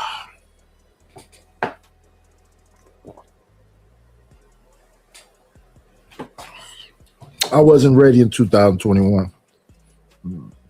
My wife is probably just 2018, so 19, yeah, too early. And then it was all that other stuff going on. I was cool. Let's bring them back up though. I'm positive the women that he was getting at got at him first. Oh, sure. But the problem with what you're saying is like the men who you talking about, the women just don't find them interesting. My point exactly. We don't disagree. We align 100%. my commentary was not about whether or not the majority of the men are with the minority of the men are with the majority of the women. My comment was that women are choosing to have children out of wedlock with a minority of the men, whereas there is a gap in the guys that they actually should probably create families and get married to, which statistically speaking, that is the best way for a child to remain out of prison. It's the best way for a child to not need therapy, never to ever be more likely to be married, more likely to go to college, more likely to be successful. The statistics point to a strong family structure, and women are making a decision not to go that way. So up to this point of the video, right, as I said that I was going to do a follow-up video, I'm going to start responding to the responses to what I say to different people. And so the original video, just for context for the people that's watching this guy was saying that he had 7 kids by 6 different women, and he was explaining the problems that come along with that and how he should have done better and all of that stuff. And so the criticism wasn't to him. You know what I'm saying? I think that when people see you do a response video, and I always link back to the content creator because I want to give them credit. When people hear you respond to a video, a lot of times they think that the criticism may be towards them. And sometimes it is, and sometimes it isn't. Or it may be a variation of it. But in this instance, what I was saying was that I've been saying this for a long time. And so when women then push back and say, well, no, all of the men need to be responsible for all of the women. You can't hold all men accountable for what a percentage of men are doing. If this one guy has 6 kids or 7 kids by 6 different women, he really proves my point as far as the thing that we hold women accountable for. Now, he's going to have to deal with, he already obviously in the previous video identified the problems and the issues and the troubles and all of the stuff that comes along with it, right? So he understands. It's kind of simple to me, though. Isn't this kind of a simple what, Lord ADS? Let me see. No, a whole lot of math, nigga, but... One second, we got to bring somebody up right quick. I was on the backside. Come on in. Grand rising queen, shine like you mean. Forever may you queen. You are everything. You decided to come up, Queen. Well, because you kept talking to me. Hi, Nightish. Well, hello. I was responding. But I never was talking to you, though. Well, who were you talking to? It ain't nobody here. Lord, I know it ain't. We got to start from scratch. Happy belated Valentine's Day. Oh, yeah. Look at her being coy. What were you talking about, though? I was just responding to everything that other person was saying that was up there. The dude that Anton is talking about, or what was the other thing? Let me see. Or the ladies arguing with the dark-skinned dudes about who's black for real. Oh, I never heard none of that. I was talking about you and the guy that was talking. Oh, me and Lord ADS? Mm-hmm. Well, Lord ADS said he's trying to be a charmer and a whiner and a diner, and it don't work out so well for him. Maybe the problem is him. You gotta do that much stuff, that person don't like you. Yeah. I mean, trying to date exotics, right? You know what I'm saying? Some Latin, some white chicks, you know what I'm saying? Some Asian girls, stuff like that. And it seemed like it was always overpriced, right? Even though I might get the goods, you know what I'm saying? I might get the buns, but it always felt like, man, did I really have to do all that just for this?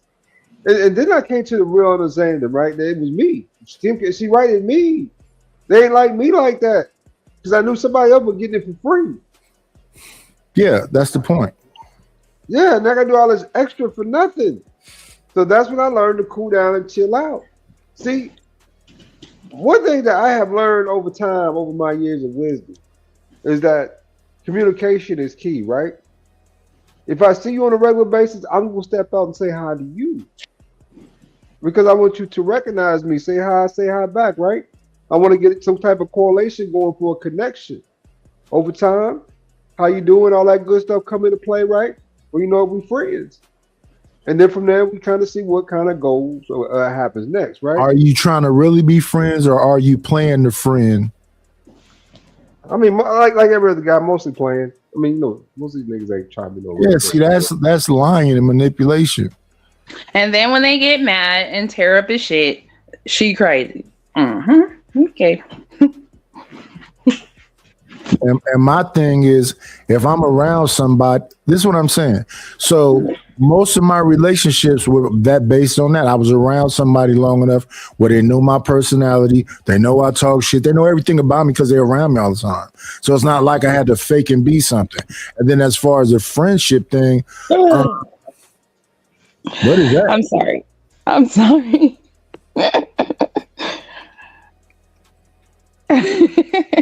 What is the friendship thing, and why is people biting on that? I don't even want to be friends. I don't want no more friends. I got enough. Okay, well, good for you. I'm glad your friend limit is filled. But I like more friends. I want more friends. How about that? Yeah, because that's more plotting that you got. You can make some more plots. You wanna have friends to plot on, ADF? You act like women don't know this. Like us dudes is trying to get in good with it. They know this. Yeah, when they get plotted on, mostly it be when their defenses is down, and that's when I consider that's like coercion. Because if she was okay, she wasn't going. Well, not necessarily coercion, right? If that's the yes, case. it is. It's more of you. Yes, can it say is, because I had a friend just like that. He was my friend for over 11 years, and when I started having certain types of issues or whatever, he wants to come over all the goddamn time. All of a sudden, a shoulder to lean I on. let him come over. He can come over here because he's very supportive. He's been a good friend to me. But this one time I was really upset and I had planned to do something with him. And then when I backed out of it, he actually got mad. He was actually mad because he was considering trying to have sex with me that night. And if he actually included me in the planning of that, I would have denied it from jump. Like, no, I already know what I'm going to get and I'm not interested. Facts. He got friend zone. That's how that should be. When y'all don't like niggas, y'all don't let them out. I do like him. I do like him. I actually love him. Yeah, I don't know what that means. Yeah. But all that love. You know how you build a bond with somebody? We actually had a bond. Like, I love him. He's my friend. And I'm sexually attracted to him, but I've had sex with him before. And I know that he has commitment issues. And the type of sex that he's going to give me is not going to satisfy me. So what's the reason to do it? I'm not asking him to pay no bills. I'm not asking him to do nothing for me. Yeah. I get if you had a bad previous experience with him. That shit can't get on your nerves too. I got a couple. Yeah, we actually used to date. You know how we stopped dating? He told me that he couldn't promise sex 2 times a week. Wow. I'm just trying to average 2 times a week. Shit. But I'm with you every week though. Like, come on, like, you taking up my time.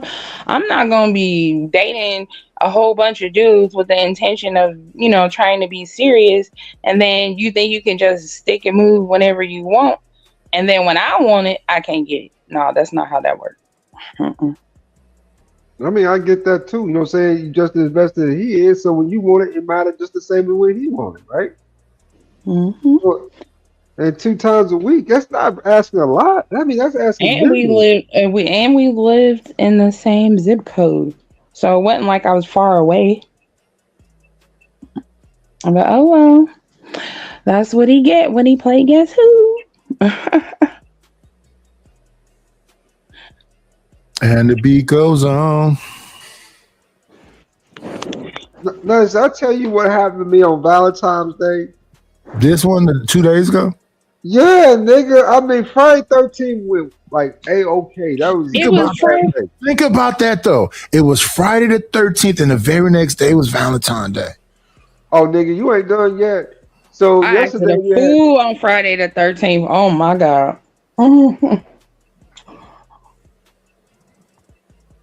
you got President's Day today. Tomorrow you got Chinese New Year, and then Wednesday is Lent. Oh boy. That's just the next 3 days. So this was a dope ass week to kick off. This the last day stuff is gonna be closed, all right? I'm not sure because last President's Day nothing was closed. Any financial institutions will be closed nightish. Oh, okay. That's what I'm talking about. I don't give a damn about nothing else. I'm talking about financial institutions Or government buildings. institutions. Government buildings. Mm-hmm. No, but tell me what happened. What happened?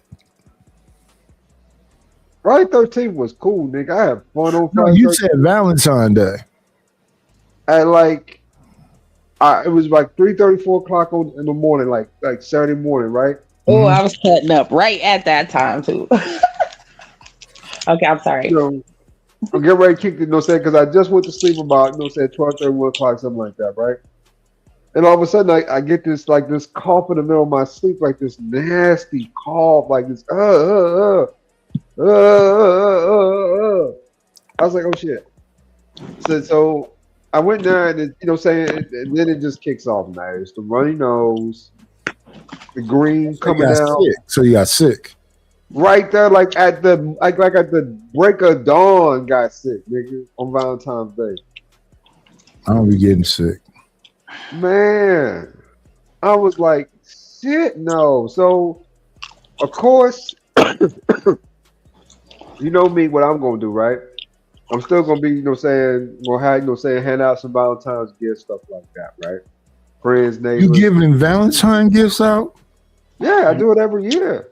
Mm. Girlfriend or not, I usually do Valentine's for, you know, saying like for people, right? Because I think that anybody scratched up in your cars, any of that stuff? Broke not out your yet. windows? Not yet, not that nature yet. Because if you're doing all that stuff to butter up somebody, No. These are just like little gifts, like balloons, stuff like that. Nothing too serious. He acting like he's still in high school. So when I finally get home, right, sick as a dog, man. I'm literally living off Dayquil. You know, I'm like pushing that shit back right in the cup. I go out to a little club, whatever, because they have like a little shindu. Man, everybody, man, hear that cough one time, nigga. Tables and chairs is moving out the bar. Niggas is moving over. It's like, man, shit. so you want to spread germs amongst the people when you got sick? Those niggas, man, they got germs too. But still, you're in an enclosed area. I'm sick of that. Like when I be doing Uber and Lyft sometimes, them customers will be getting in there hacking and I'll start cracking windows. Like, I mean, as soon as I hear it, the windows coming down, I always keep the sunroof open. And then this one, he was like, can you put that window up for me? And I was looking around because I was trying to figure out which window. Yeah, I be doing that sometimes. Mm-hmm. Okay. And I was looking around and I was just like, which one? Because the one by you is closed. He was like, no, put your window up. And I looked at him and I looked back at him. I was like, no. He was like, excuse me? Do you have a regular car or the one with a divider? A regular car? I couldn't do that. I have to have a divider where I can open and close it. I had to tell him, like, first of all, this is my car. This window has nothing to do with you. Like, I could see if it was all the way down and it's blowing in water from the rain or something, but this window is open because I am hot and I'm trying to breathe. And if I want to be in my car and be sane, I can do that. And he was like, what's wrong with you? I said, what's wrong with you? First of all, you got in here smelling like piss. And then you expect me to sit here and smell that and roll the window up. Can't do both. I was like, I can't do both. I said, I can't do both. And he was just like, you actually got a problem. I said, no, you got a problem. Because see, what you did was sit around and smoke crack all your motherfucking life. And now you on dialysis and you ain't even paying for this ride. And then it's only $5 and you think your ass about to get in my... Boy, I let his ass have it. Because he wouldn't shut the fuck up. He wouldn't shut the fuck up. Look at that. Let me see. But it's too much inconsiderate customers. Y'all do not take diseases amongst other people. I don't care if you got blood coming out your stay away from people Until you get it together, yeah. I know that's like being irresponsible for no fucking reason. Yeah, I don't like germs like that. That's why I don't be I don't sick. either, because I would actually have been mad. And then, a dude did that to me at Popeyes. Oh, I was hungry than a summer bitch. And I did a mobile order, so I was already mad that I had to wait for it because I had did it like probably 20 minutes before I got there. Tell me why this dude come in. He was less than 5 feet from me, and he was like, "Excuse me," right in my face. I looked at him, and I just turned around and tried to act like he didn't just do that because I'm in the ghetto. I get my stuff, go over and get a straw out of the thing because they don't give you the straw or the drink. You got to do it yourself. So I'm over there doing it. He's like, "Excuse me, ma'am." I said, "No." As soon as he said, "Excuse me," I was like, no. Didn't you just cough all the way the fuck in my face and then you think you about to come over here and do it again? He called me all kind of bitches up in there. But not one kind of man stopped him. Only person stopped him was an old white lady. The last time I was at Popeyes was probably about 2 months ago. And I was in the drive-thru. I don't go inside the dump. And that drive-thru is dangerous because it's in the hood too. But that chicken be that fire, especially them biscuits when it's fresh. Yeah. That's why I always like hurry up and make the order and then run up there and get it. Yeah, when people come around me coughing, I feel like this. You're putting me in anger mode. Shoot, I be like that just out for breath. Shit.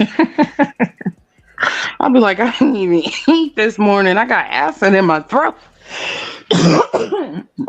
I should not smell your breath all the way over here. So y'all both sick? I'm not sick. I'm smoking weed. I don't know. And chewing gum at the same time. Okay. I'm listening to both of y'all coughing stuff. No. Yeah, but I don't be messing with women that don't be paying no attention to me. I don't know. I be trying not to pay attention to nobody because it seems like when I be giving eye contact, that's an invitation to get on my nerves. And even when they say hi, I normally don't say hi. I smile and keep walking. Oh, yeah. That's a sign, too. If you smile and keep walking, I'll keep it pushing. I'm not finna follow nobody. I'm not finna do what I see on YouTube where somebody's saying, they're damn near mumbling. Hi, how you doing? I'm like, well, you can't speak no louder than that. And these people be entertaining it, so shout out to them. I watched this dude named Gavin. He looked like he's 19, but he be talking to grandmothers and aunts and all of them. They look way older than them, and they entertain it. They be exchanging numbers. So hey, I guess Stella trying to get her groove back. I wasn't trying to be Stella getting my groove back, but I've been shit. I just had a dude ask me for my number. He's 34. It never fails. Like they're at least 10 years younger than me. Every dude that's hitting on me, and it ain't stopping. And it don't work out. I'm not interested because I already tried one, and those is if I don't want to like the older ones, I definitely can't like the younger ones because they're worse. They're horrible. Ooh, God. They got a rotation. Y'all all got it. Y'all all learn it from each other. Y'all be passing them little tricks. I'm a germaphobe. I don't understand what people understand about that. I don't like having a whole lot of people around me. I got no damn rotation. Well, that's you. Listen, women is like socialites, so they be around all kinds of yuck and whatever. I don't know. For this dude, I had to cut all guys off because for some reason, I decided that I wanted to be good, and I think that was the wrong choice. Being good was the wrong choice? Yeah. So you on demon time? I haven't started yet. I've been in check-in time. I'm having to check a nigga, and I don't like doing that. I really don't, because if I have to go that far, it's a problem, and it's about to be irreversible in like 5 seconds. Because I'm too nice. And that's the reason why I keep getting in these stupid ass situations. And I asked Google because I want to know, because I told somebody I've noticed, like, when I just came back out and started dating in the last 2 years, I'm not getting no kind of respect in these little dating, courting relationships that I'm having. And I don't understand why. And then somebody told me you got to learn how to love yourself. I do actually love myself very much. So I asked Google because it's getting on my nerves, because it just keeps happening. And then I have to, go outside of my normal personality and get on a level and act a fool. Because this dude, I just act a whole ass on his ass. And I did it for hours. It wasn't even, because I get hyped when I start acting up. And then I just can't make myself stop. And I finally stopped because I got sleepy. But the thing is if you're going to say, this is how things are going to be, that's when I'm going to start having expectations. If you don't make a plan with me, I'm not going to have expectations. So that means anything goes, right? Sound like that's what you're saying, but maybe you have a type. My type is an understanding and patient man who I can communicate with and who includes me in the decisions he makes for us. That's what my type is. Is that what these people are doing? I don't believe you. I just don't believe Absolutely you. not. Absolutely not. Absolutely not. That is not what's happening. And that's why I feel like I'm being disrespected. I think Are you being expressive? Are you letting it be known that this is what you want? I've said it multiple times. Did you say it softly like this? Or are you firm and assertive? Probably too softly. And I think a lot of it is because I am too laid back and playful. And what's wrong with laid back and playful? Because once you establish exactly what it is, what's wrong with being laid back and playful? Also, what that is that I am also easy to persuade sometimes. A little too easy to persuade. Like, if you piss me off today, I'm not the type that will withhold sex from you. I will still fuck you. Well, how are people pissing you off? What are they doing to piss you off? There's one time he was doing some shit like I was 20 years old, had me waiting all night for him to come over. From 7 o'clock to 11 o'clock is entirely too long to be on your way. So he had you And I waiting don't play that. Huh? He had you waiting and anticipating. I fucking went to sleep. Did he wake you up? He didn't even get to talk to me.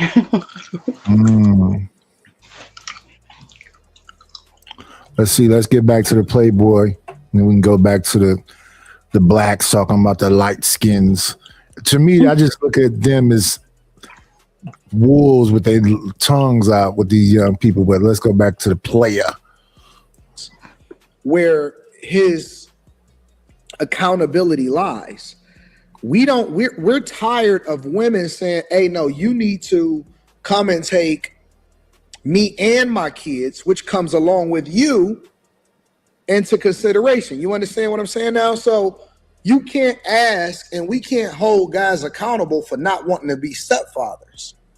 We know that this is what women want, but that don't mean that we have to subject ourselves to it. And that's the very framework, the very idea of what guys have been talking about out here in these streets lately. And women are getting absolutely upset and saying that we wrong, but you actually agreeing with me and substantiating my argument. Most of those men are not masculine men.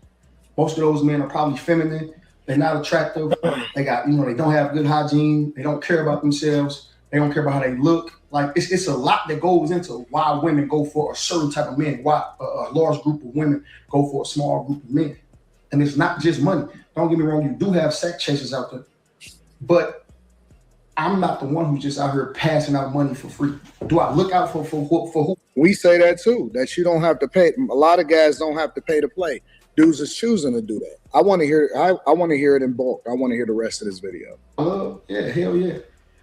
But that's not the reason that got distracted. That's not the reason that women come for me and go for me and choose me. You know what I'm saying? And I'm not bragging. I didn't once brag and boast about having multiple baby mamas. I didn't say that shit. But I don't have no messed up baby mamas to the point where it's not like we gonna raise some messed up kids. And like the whole broken home thing, bro, I don't believe in this shit. Cause what's what? So you mean to tell me, let's say an army dad who's not at home, he's gone a lot. They bounce from state to state, place to place. He's not a good father because he's not home every day.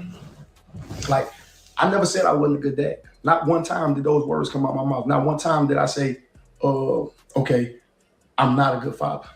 I said it's a struggle, and it is. But a man can struggle. A man can have a baby by one woman, get married to her, not just out of wedlock. He can get married to her and have a baby by one woman, multiple kids by one woman, and she take him through hell just because it's the person she is. All facts. Agreed. 100% in agreement with what it is that he just said. I have no pushback for that whatsoever. You coming off like the answer to all of this is to find one woman, get married to her, and make it work. That's bullshit. I'm gonna let him talk. My father been married twice. 2 failed marriages. 2 different kids in both of those marriages too. So your point to me is not valid just because you're saying, oh, you should get married and not have kids out of wedlock and women stop going for a type. And they like what they like. Like No. It's not about going for a type. Listen, if you saying, I'm pretty sure that you are very transparent. Obviously, your videos is very transparent. You are who you are. Your past is what your past is. And we can't hold you accountable for things that you did in your past because you paid your debt to society and you're moving on with your life and you seem to be doing, well and keeping yourself out of trouble and dope. And I salute that. I applaud that. You know what I'm saying? The other side is if women are choosing and they have the autonomy to do so, then they can't continue to have, because see, he's seeing it from the lens of the reacting to the video. He don't understand the context of this thing that we've been communicating for a long time, right? So this is... I don't think he had, just like I was saying about when I was looking at the feminist stuff, it don't have nothing to do with the men. They don't care what a man is talking about. And the same thing with the Playboy. They don't give a damn about what the lame is talking about. Or the women. So if a woman open her legs up, he gonna have a baby mama number 8. And vice versa. They don't give a damn. They doing what they want to do. The sad part about it is the ones that he's talking about is the sad person. What did he call them? The ones? Oh, the small percentage of men that's out here with multiple kids by multiple women, or kids by multiple. I don't remember. What was the thing where a man had like 8 kids by 8 different women, and he's blaming it on the women? That is the women's fault. No, it's the man's fault. It's always gonna be his fault. But he's probably just jealous because a lot of those men that are out there doing that, they have a lot of power that the ones that's crying about will never obtain. That dude don't got no money, he said. It ain't even about no money. Those ones right there. He just has to look. So he's just and see, when they tell these stories, they got to tell a whole story. Some women is going after the money and they gonna mess with nothing but the money. Some women after aesthetic. Some women is going after somebody that's going to blow their back out. So when they say there's 20%, the 20% is not all Cam Newton and Nick Cannon. Some of the 20% is somebody that just got out of jail and ain't got no place to live, so he fucking the shit out of you because he need a place to live. And best believe, if that was not touching the mountain at all, he would not have a place to live ever. He would be homeless, living under the bridge on Skid Row, because he couldn't have multiple babies. No, absolutely not. That's the difference between people like Anton that's sitting there crying because he doesn't really measure up and he just got lucky because he found a woman that had low self-esteem. Because his attitude sucks. He's very ugly, and he probably isn't even able to probably put it past his forefinger, more than likely. Look how fucking big his body is. He's not doing shit, ain't hitting on nothing, and he's very miserable. That's the reason why he acts like that in the first place. And then when he has a little bit of power, he abuses it because he never got to have full range of women the way he wanted. So that's why he abuses his power. And he's a piece of shit, just like Corey is too. How do you think he's abusing the power if you're not able to get what he wants? He's saying those women belong to him. You know, when one of you guys are in management or any type of anything over us, y'all abuse the power as soon as damn near you get into the role. And then look how he talks about women and stuff. You know he is out of line with those women when he shouldn't be. Harvey Weinstein. Look how he talked about tyranny. That was so unnecessary. Why would you talk to that woman like that? It went too far, but do you know Tyranny? I've talked to her multiple times. Been on panels with her and everything. Tyranny over these years, and I would say it's a few people in this space, they love to get at dudes. She likes to get at dudes. You just saw that night that he responded like that. It's because she was tearing Island Girl Q a new one. And then Anton told Island Girl Q, move out the way, I'll take care of it. So then she started tearing Anton a new one, and Anton went too far. But that tyranny was going off for quite some time. She was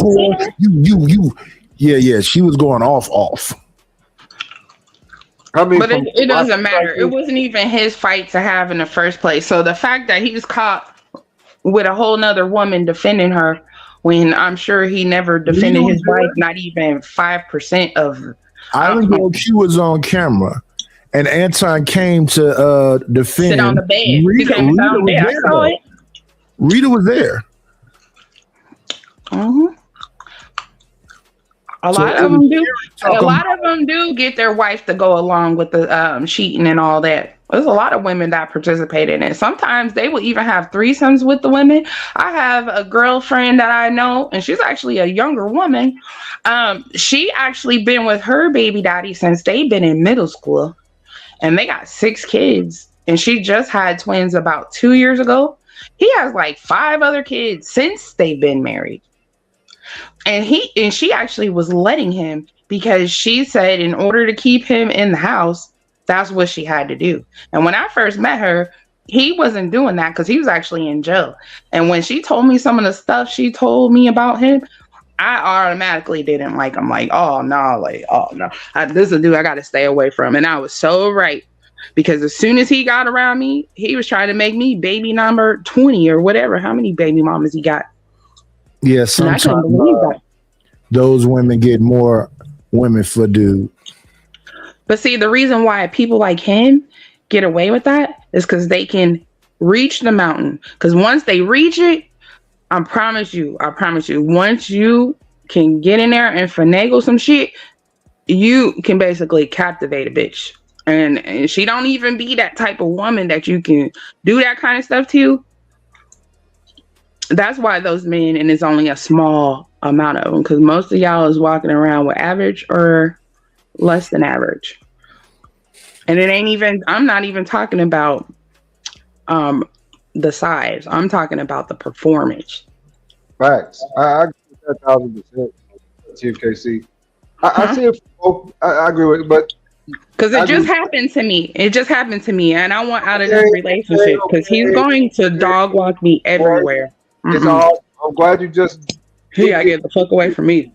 Yeah. So, back what we saying over here, though, right? I think both men have their good perspective. I like Anton's perspective because it is more traditional, but I also can relate to Homeboy, right? Because I've been on that side of the fence too, where women just like you, right? You're the preferred dude at the time for whatever reason. You know what I'm saying? and you're getting tons of whatever you want thrown at you at like really fast paces, you know. But you know what I'm saying, being on the other side of that, you know what I'm saying, being the dude, okay, now that you know what I'm saying, you're trying to get to this spot or this spot, you know what I'm saying, ain't a whole lot of options on this level, right?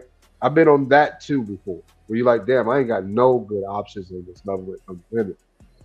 So it's really, you know what I'm saying, hard to navigate, but for each man, they got to figure out for themselves, right? Or they're burning bridges. Or they got people fighting everywhere.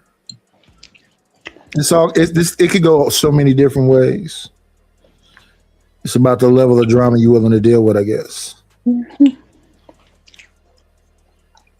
And if you run into a crazy one. All of us can be crazy. I was just gonna say that. Can be and is two different things. Okay. We all is crazy. You gotta hit that right. You gotta hit that right trigger, man. I am not crazy. I am the most sane person you will ever meet. Okay. Well, most crazy Have people. you ever don't know been they're depressed? crazy. You crazy.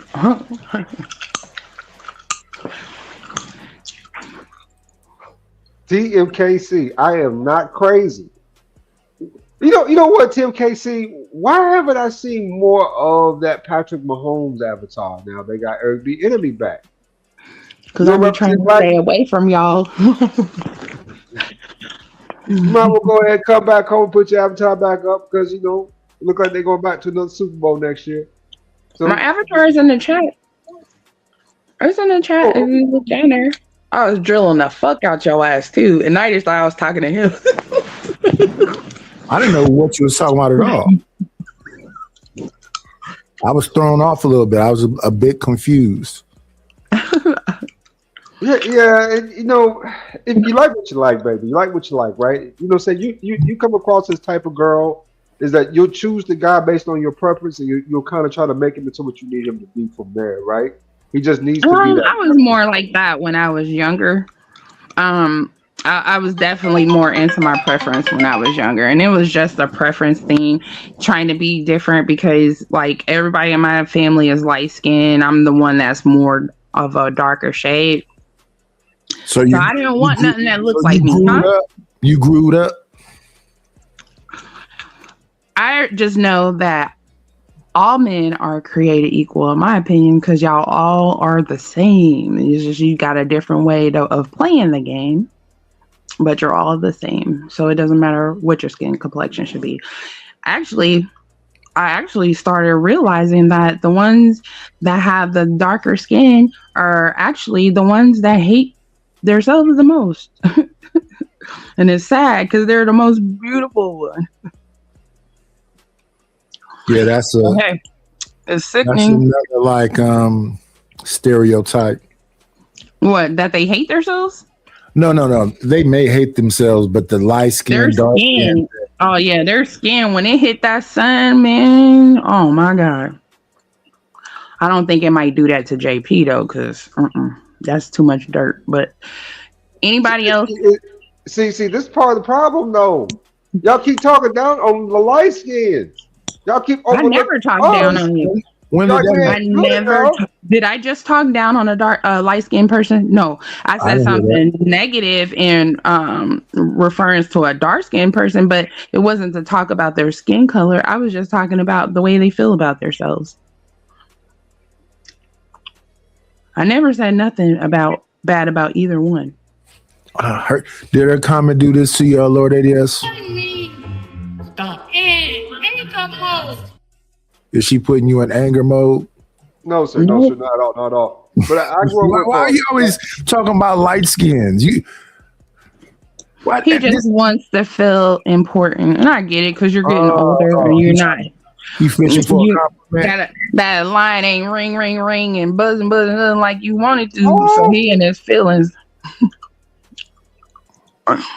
So I'm begging for Scooby snacks. I didn't say you were begging. I didn't say you were begging. I just said you wanted attention. Wow. And I Because do. when you get dramatic and nobody actually did anything to you, you wanted it to be about you. Like normally when you get on most of the panels, right? Thank you for figuring that out. TMK. I've been knowing it, and I say it in the chat just about, and then I get tired of talking about your ass. No. And that's why I had to call that dark skin shit, because I don't care about those niggas. I'm on the panel with you right now. I need you to be, how do you say it? Comforting to my ego. There you go.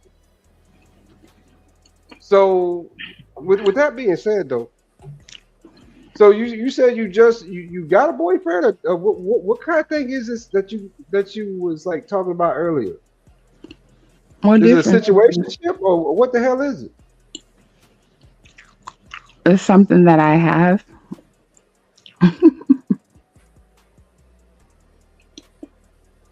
Like a cold or a fungus?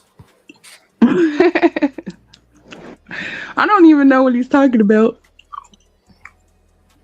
Who, Lord ADS? You talking about what you was talking about earlier about the thing I you said trying I to was get rid of? smoking weed, and then I started choking because I started chewing the gun too. The boyfriend. The boyfriend? Oh. Is it like We're a cold not, or like a we're not fungus? serious. We're not serious because I don't think we should go. I don't think he's going to be able to handle it, honestly. So that's the point, Lord ADS. It's not enough cats out here that can hang. He already told me. He actually said it to me on Saturday. So my thing was, that's not a good enough reason for having a poor. So I understand being scared, and I understand that you feel like he feels like I want more than I should be asking for so soon, and I never actually asked for shit. My mouth never said I wanted to be in a relationship. My mouth never said not nothing. So the fact that you're over here imagining that I'm trying to do things to you is a problem. And then when I'm sitting up here trying to talk to you about it, I need to get to the truth. So let's get to the truth. So this Saturday was the last time I let him tell his truth. And when he told his truth to me, I believed him. But why did I have to keep on trying to figure out what your problem is? Because you're acting like I'm doing things to you and trying to dominate you, and I'm not. I mean, I've done it, but I'm not trying to dominate the relationship. I want it to be something that we both want and we both can decide. Hey, ADS, I think you're talking shit. You think she would dominate you, ADS? I think nigga sound like he was tender dicking too much. Too much tender dicking going on around there. You know, where you got two sisters. But what is tender dicking exactly? Because like when somebody, I don't know. It's when the nigga really gets too sincere for his own good, right? When the nigga gets too like emotional about like little. Oh, he's not emotional. He's not an emotional person. He gets quiet and shuts down, but he doesn't get emotional. The problem is that he's is a very low standard and bare minimum, right? That's just a woman testing to see if you can please her consistently, at least once a week. That's why she gets you 2 he times. definitely can. He came already knowing what to do. That's how he got me that quick, because he already knew what to do. But see, like my thing is, I'm not trying to make him be serious if he don't want to be serious. I don't want a friends with benefit. I don't want a friends with benefit relationship. Bring her along. He didn't put it on her the proper way. He talking about 2 times a week. Oh yeah, okay, I see what you're doing. That was my friend. That was my friend. You're confusing two things. With her mind. Nope. He's playing games because he said that he feels like things are a way that you don't have to divulge nothing. You don't have to divulge nothing. But it sounds like he playing games with your mind. He is actually doing that because that's why he's getting on my nerves. And he know what to do, and he trying to limit you to 2, and y'all don't live together. Y'all do live together? No, we don't live together. Oh yeah. He playing games with your mind. He playing games with your mind. And you dominated him? Oh yeah, he playing games with your mind. I know. And I shouldn't have did that to that dude, but I didn't know that he couldn't handle that kind of stuff. So I'm gonna be getting punished now because he knows that he can get where he's. Man, that's not right.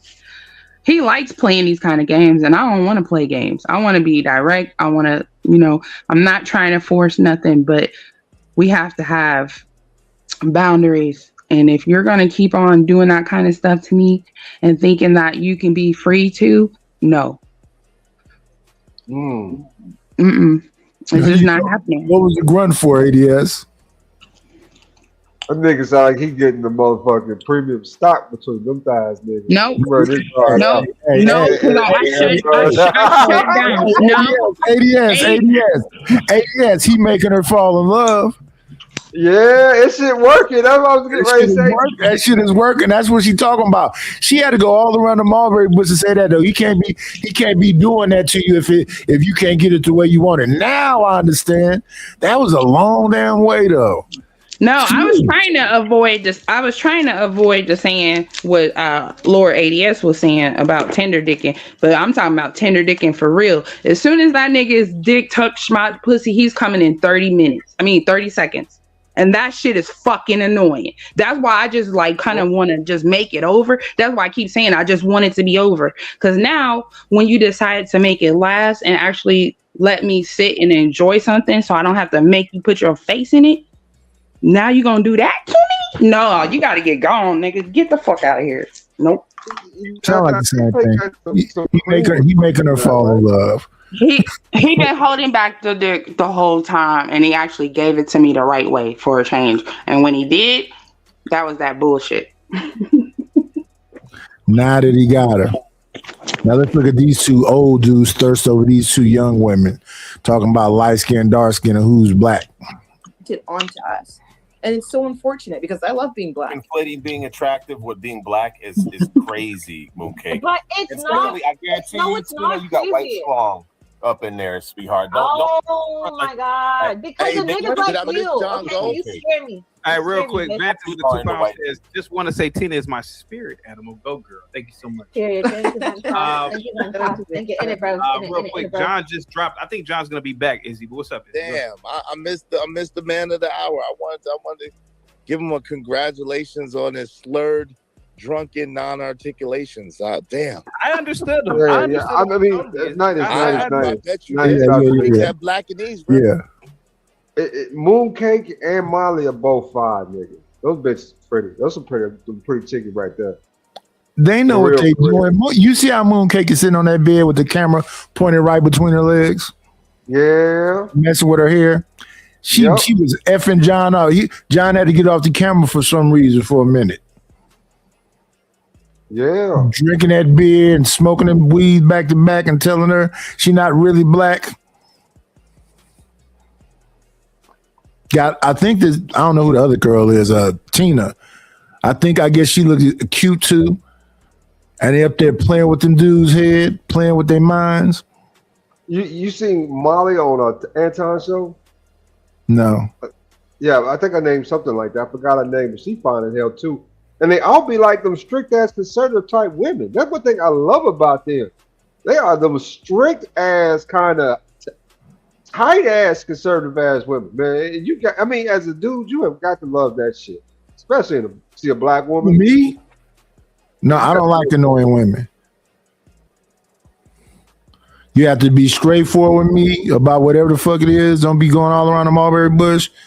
And the way I talk to all women, is this something you want me to fix, or are you just venting? Because I'm not gonna listen to you the same way when you vent than I am if you need to fix something. Do you ask her before she gets to finish her sentence, or you just wait and then ask? What do you mean? I ask before they say anything. Oh, damn, you mean. That's mean? You just trying to shut her the fuck up. No. Listen, I'm asking, is this something that needs to be fixed? Or are you just venting? And do you know which one it is that you're doing? What's going on, Rapid?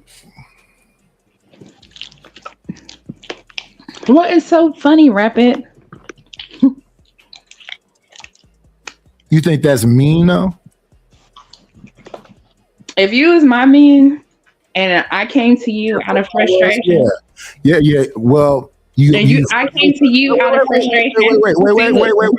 Wait. Are you normally frustrated? It kind of depends on what I've been doing. If I've been doing Uber and Lyft and I came to you right after doing it, more than likely, yeah, I'm normally frustrated doing that. Yeah, we would have to get you another job. Yes, please do.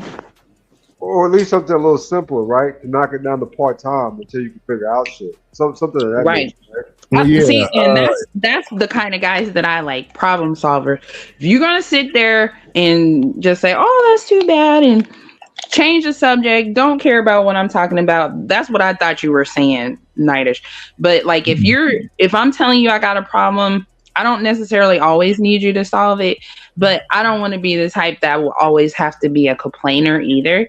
So I will try to, talk to you about certain things. But if you always interrupt me and say, "Hey, is this something you want me to help with, or do I need to listen?" I wouldn't want to talk to you no more. Yeah, I do it before you even say anything. And if I see you, I should be able to know if you're frustrated or whatever else.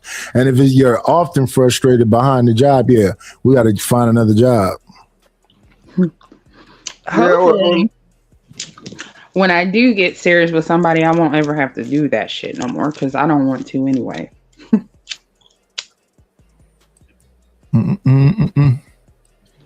Now, Izzy coming up here to destroy the That black chicken, I bet Izzy, you did. Izzy. What? You guys don't hold a candlestick to John Galt, man. And no, hear me out. Just hear me out. You just when it comes to the black community, none of you guys. And look, the camera's pointed. So she's sitting on the bed. The camera's pointing right there. She keep putting her hand right there. Can speak on it.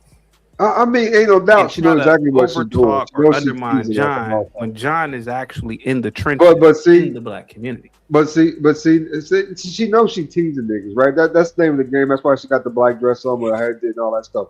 That's why she dolled up like that, because she teasing niggas. But it comes to show another thing too, right?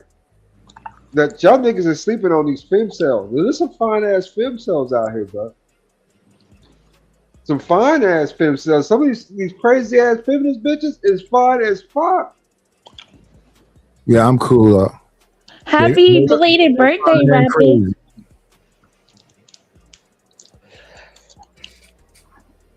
Oh yeah, happy belated. Shout out to the king. I think online dating should get banned. I mean, the royalty ADS. I made them in the cartoons. Since I have no emoji. So shout out to the king. Nightish, we never talked about what happened, brother, that night. Because we was up there that night. I left. Well, okay, so the first strike was behind saying that dude name that's a small hat. That was the first strike. Then the second strike, I forgot what that one was. And the third one, I fell asleep and the damn Charlotte's Web came on. Okay. So it was that dude again. Was I the one who said the name? No, I said I was talking about him. I did a show on it. And then they took the show down and they said I did all this stuff that I did not do. All I was doing was talking about it. They can give your channel back, right? No, that's gone. There's no way to get back to it. It's completely gone. So the first part, I should have fought, and I didn't fight it. And when the second part came, I should have fought before they got to the third one. But the third one, the whole channel's gone. There's no way to get to it. So Nightish Hobbies and Reviews is still up, but there's no way to get to it. Because when they take the main channel down, there's no way to get back to that one. And I found the Dragon's Lair. There's no way to get to that one either. It just is what it is. Damn. Yeah, shout out to Rapid. We made everything based on this expensive ass chess set right here. It's diamonds and pearls Forget how much they said it costs. Colin, somebody made it. So the royalty has their own unique piece to go with it and all of the shebanga bangs. Let's get back to this because I think I'm finna move from this on to the next thing. You know the worst thing about some of those films, those like really pretty film stars though, that I really learned in Atlanta that I didn't like, is that they demand total submission to them. I mean, your loyalty and everything has to be all about them, bro.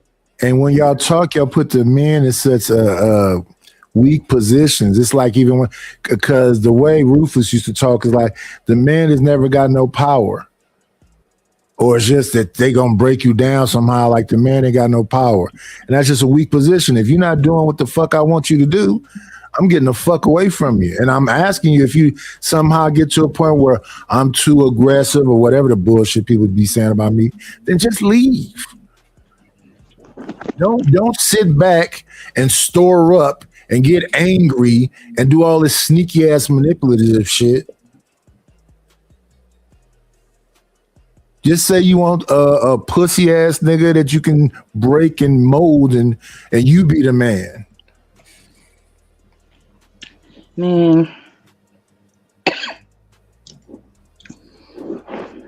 Crazy. Crazy. And you know what, Nightish? You know what else? I should be in damn demand, nigga. I should be in demand right now. Rappers say when he go out, they all over him. Yeah. And this is crazy. Now, you know, my daddy was telling me, he said, I don't know what the fuck's going on out here. He said, Rapper we is a going physical crazy. fitness dude, an MMA fighter. I'll say that. He just happened to be in Atlanta. He said, it's just crazy out here. He said, these women been flirting with him. He said, go to the gas station, they flirt with him. Mm-hmm. Just make sure you take your wallet. Who is that? Who is that? Who is that that's in Atlanta that's saying all this stuff?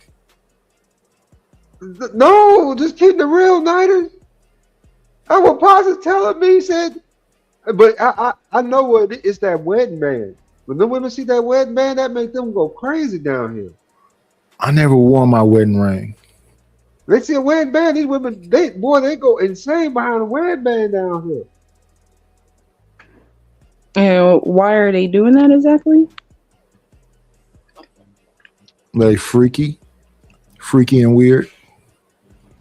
Women really do that? Hey, I thought women didn't like being side chicks. They just did it because they got caught up or something. I didn't know they were striving to be that funk shit. They don't want to be the main chick. They said being the main chick. He's saying it like there is like common. Is that really common? For side chicks, yeah. Yeah. I mean, side chicks is common. Like, no, okay, listen. Men can't put you in a side chick role and you don't know. That's not what's being said right now. We're saying that there are women who want to be the side chick. They don't want to be nothing more than that. Exactly. They see that wedding band and they start going crazy at the, like you said, at the gas Are they station. all like in their 20s or something? Oh, I'm not sure. No, I don't talk to people in their 20s. Pops say give me Unless ages. it's family members or something. Yeah, you know what I'm saying? So, but he said even when him and mom went out to eat right a couple months ago, he said like the little lady who came over was trying to buy him drinks. And he with my mom.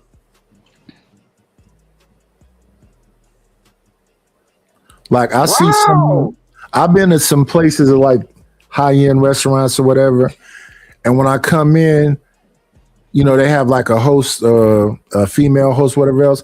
They kind of side eye you in the beginning part, but once you start spending some money, then all of a sudden it smiles and shit. I hate that fake ass shit.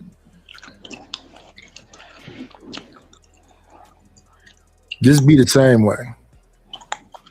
And yeah, they want to be side chicks. They don't want to be the main chick.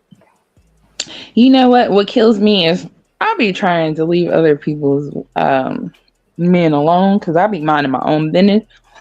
And normally, like if I see a dude and out the corner of my eye, I see his head turn my direction or something, I may possibly look at him or just see who that is. The head keep looking at me. But I normally always look for the woman. Like, I don't be just staring at him. I be looking like who's around him. And when I see her, if she's looking at me, I'll just smile at her. Look at him, probably giggle, and just keep. This one, he actually left the fucking aisle, and he had to walk all the way to the vegetables for some reason. And this fool had his hand in his pocket the whole time when he was like, that was kind of cute though. But when he came back, Yep, that happened at Walmart. It literally just happened. Y'all be doing some weirdo stuff. I be like, dude, just the fact that she is anywhere near you, I would have never touched you. I don't give a crap if that ring was there or not. She was my kryptonite. Yo, that's nice. Some people don't give a damn if she's standing right there. The real ones, the real sidekicks. Because he's an African booty scratcher. Is that why? No, I mean, bro, let's come on, man. Let's we're not in the 7th grade. Come on, man. Okay, no, but you have to Izzy, seriously. Because he comes from the motherland like you. That's No, why. but Izzy. his experience is different. His experience is So, different. That's Izzy. different. I do not live an experience as a black woman. I I could live an care experience less as a black if woman. you love It's different. Africans or not. Izzy, but besides Izzy, let's be honest. John gets on camera. He lives next door, across the street, in a black community. Stupid. Most pro blacks, you guys don't. John gets on I'm camera. not living beside some hooligans. Tina. Why are you, Tina? Why are all black people hooligans? That's Bill, really you're right. Shut up, Bill. I don't want to hear from a white man about black people. So that so chaotic. John gets on stream high, drunk. But see, the barely thing is, articulate his point. Can barely okay, speak can I answer that? Can I answer that real quick? Slurring, sounding Can like I answer he's a that? 75-year-old man with Okay, no ticket. well, What are you talking let me answer that real quick. Whether John gets up here smoking weed or alcohol or not, which is also promoted in the black community. Not in my community is not. Okay, well let's pretend. Okay, bro, let's stop pretending that it's not promoted all throughout black community and Nah, music, every black, you know, movies. good doggone Let's well. pretend. Okay, we're gonna stop. Okay, bro, let's yeah, even bro, in the black yeah, community, you have stop. billboards, bro. Okay, let's get back to reality. First of all, John Galt is Alberta boring.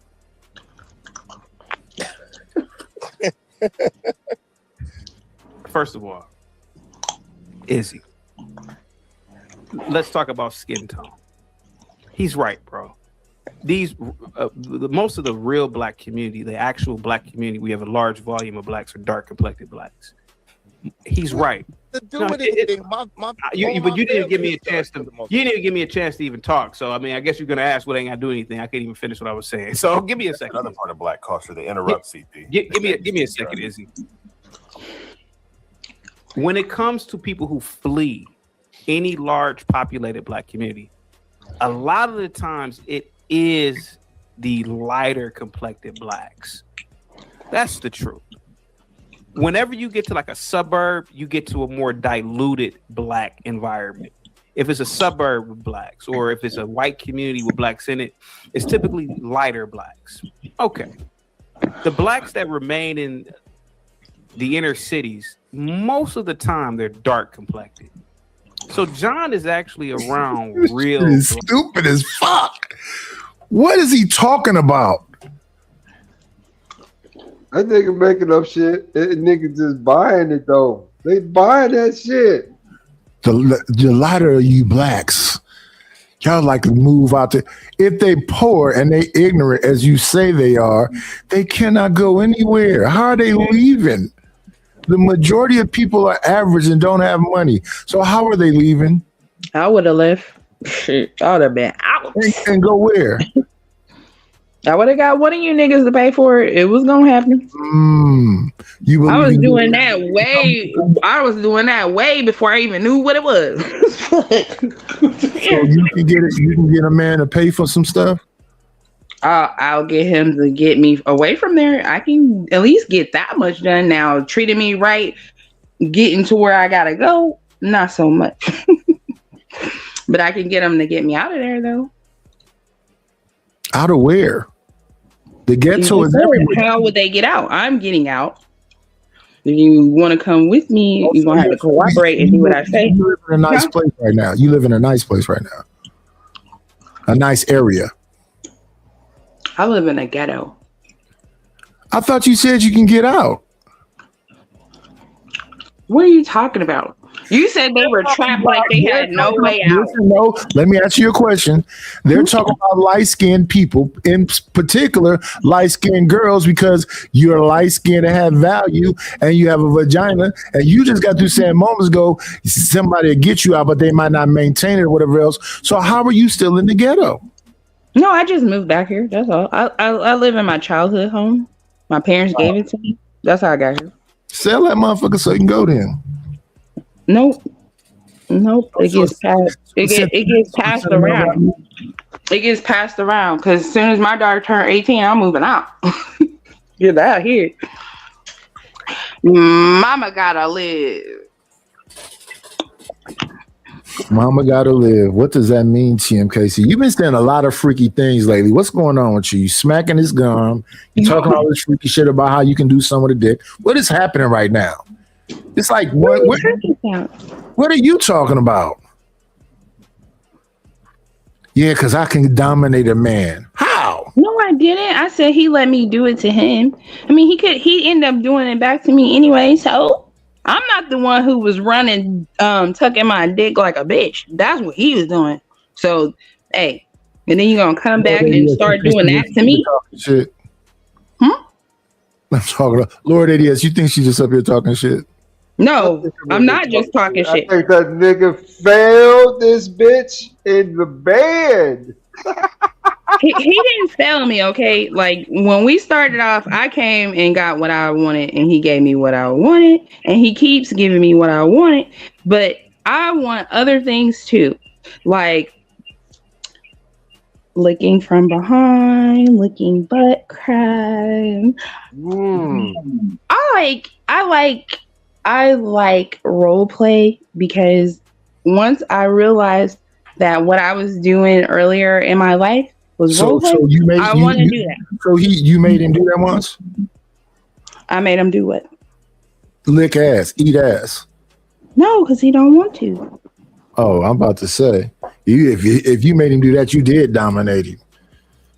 I made him. I mean, whatever a consenting adults do in their bedroom, I am not one to judge. You know, right? But what's killing me is that's how when we first consented, he really consented and begged for the consent or whatever. And then when he got what he got scared and he ran away from me for a long little period of time. And I didn't understand because that never happened to me before. Normally, I get lied to and pretended like they want to be in a relationship with me so they can try to basically get as much as they can. And then when they try to get as much as they can, then they try to see what else I'll give them. You know how you guys do.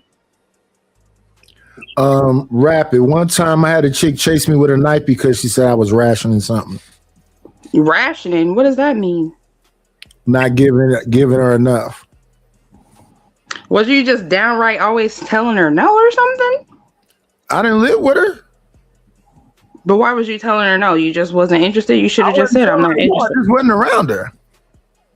She said, you can't call me at 2 o'clock at night, 3 o'clock at night when everything's closed, so I'm the last thing on your mind, and you don't come over here in the daytime. So I came over there in the daytime one time. It was a house full of females, and I'm sitting with females all around me, and they smiling and grinning and shit. And I'm like, what the fuck are they so happy about? Because, it's just a little odd. And then she come running out of the kitchen with a knife. So I popped up and skedaddled up out of the house. But yeah, she was yelling and shit as I was getting out the way. And then that same chick, is friends with my damn cousin. I'm having a birthday party, and my cousin bring this crazy broad to my house. And she in my house. She in my house talking about, I know you looking at me. I'm looking y'all at sound like y'all be around some people that be taking some psychotropic drugs or something, because this shit sound crazy as fuck. Psychotropic drugs? They just be saying this out of the blue? No, when the first thing happened, I was like, I had to be probably about 20 when the knifing thing happened, and then she came to my birthday, my 44th birthday, with my cousin. Yeah, that's probably what it is, Rapid. That's definitely what it is, because just having these kinds of situations with people you ain't actually smashing. What makes them ratchet? Something wrong. Well, you up here talking about a dude that's rationing something to you. I don't even know what these words mean. Giving somebody, okay, so when people are poor, right? Mm-hmm. They can't eat as much as they want. They got to spread the food out. Mm-hmm. So when they do that, they make, meal prep so they can stretch the food, right? They call that rationing. Oh, like saving, like, how you separate the money, like, this is for my bill, I'm putting this over here for the light bill, like that? Yeah, rationing. So no, that's not what he's doing. That's not what he's doing. That's not what he's doing. I don't want to do it twice a week, though. That was my ex, and when you kept saying that, I kept saying that was my ex that became my friend. That's no longer my friend now. So the new person is not doing that? No. Oh, you're giving it to you every day. He's acting preoccupied. He doesn't follow directions. He forgets way too much. And I asked him, huh? Oh, you think you run something? He runs from me? You think you run something? No, I think that he has a failure to commit. That's what I think. So whether I agree to being in a relationship with him or not, he's not going to commit to me because he's going to be focused on what he's focused on. He doesn't communicate well. And when he communicates, I don't know if you was reading what I was writing. I said, if he gave me a paragraph, he would give me the first sentence and he would give me the third sentence. He is not going to give me the information that I need. It's like pulling teeth. Huh? So the roles have been established at this point, right? Do you think things would go smoother if you just kind of kept playing a role in this situation? Because you do like to do, right? Very much. So there you go. I mean, you got a role right now. This is the role he's kind of got for you, where he comes see you, chill with you, or whatever, but not much more. So why not just make sure that he enjoys those moments, y'all enjoy those moments, and see where that goes? I try to do that, and when I try to do that without asking or suggesting or even, dude, I presented my whole self. I didn't play no game with him. I didn't actually try to dress it up or nothing, and I was going with the flow. And as soon as he had sex with me, he couldn't handle it. That's what I'm trying to tell you. And then when he comes back, everything is crybaby shit. And he never takes accountability for anything. Like, it's a fucking nightmare. And then you over here trying to digmatize me. You're trying to digmatize me now, and you think I'm about to sit here and watch you be dumb Diddy and manipulating me too as fuck. I'm like, we're not about to be doing all of that. That's too much. That's too much. I got kids I gotta take care of. Absolutely not. It's a cold world, figures. Gotta supply their own heat. Yeah, it's a cold world. Niggas gotta supply their own heat. I think Izzy's finna change the whole conversation, so they off of flirting with Tina and Mooncakes. They finna get into a light skin, dark skin battle. Yeah, they're gone. Let me see. I pop up there, and who's up there? Mike Gimpy, Afro Nerd. Do. Bum. Oh, this one Hafiz was talking stupid. Yeah, I think this panel was done.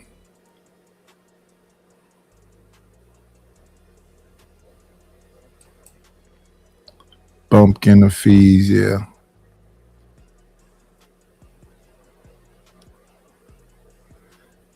This dude, spend most of his time chasing riots and shit. Let me see, where are we at? I think everything is in here already, so we can just drop that. Now we're gonna listen to kind of what the Queen is talking about. What we're gonna call this? JP's loose thoughts about bullshit.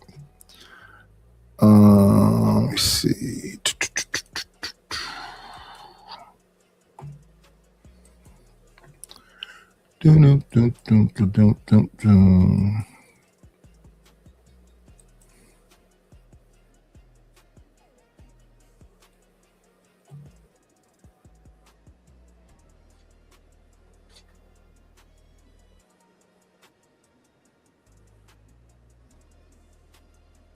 Man, sounds like those nice shit. Wait a minute. Today's What? President's Day. Today's President's Day. Tomorrow's Chinese New Year, and then Wednesday is Lent, nigga. This has been one hell of a holiday weekend for real, for real. Friday was just like super dope though. It was Friday 13th was super dope. But then I can't believe I ended up getting sick on like Valentine's Day morning though. That was weird to me. Why? Why was that weird? Yeah, something. Like, I don't know, man. It's just wild to me that I woke up. I mean, like, man, these women, man. These women. There's got to be something to do with these women, bro. So you got to be careful around here, 90s. Why not just present yourself at the beginning on who you are and just be honest, and then give the woman the choice to decide if that's the kind of thing she wants to do with her life, instead of making pipe dreams or pretending you're something you're not. And then now, because you did that most of your life, you don't have nothing to fall back on. So now y'all all online crying about the shit. I mean, maybe not just nightish. Crying. Cause that's what he's doing. His voice sounds like that damn dog that's on that picture. Let me stop. I just came to say hi. I hope y'all have you know. But no, though. I mean, it's everybody's perspective is different on it, right? Some people agree, some people disagree.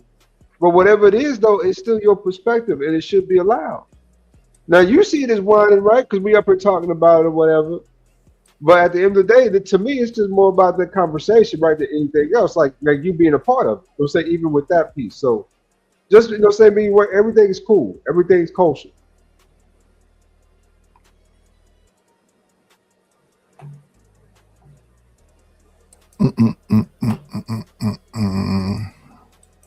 We operate on how the world treat us in real life. And then when they say that black women is the least respected and the least protected, that's a damn lie. The black man is the least respected, and then I don't want us to be protected, but hell, I like to be protected in child support court and in divorce courts. We don't get no protection. We don't get all this softness, right? So most black men, like myself, when I come up here, I talk to, they don't care. What I don't understand is the hair got to be wild. You got to be in mid-eating. Why is he like multitasking? I don't know how JP be explaining shit, man. I be listening to him sometimes. It just be kind of crazy. Kinda. What when you say kinda? What do you mean? Like the nigga jump, like you said, from like one thing to another and be doing some other shit, right? He literally said he's a baby mama. He literally walks around with bonnets on. He puts wigs on and talks in a woman's voice. Now he's up there saying when they say the woman is least protected, least respected, he basically is saying he want to be a woman, or am I hearing wrong? JP, besides all metrics across the board, besides gender, is a black baby mama. Right. If you remove the gender out there, he is a solid like black baby mama for real. He's like ratchet. Not just not ratchet baby mama. Yeah, exactly. Yeah.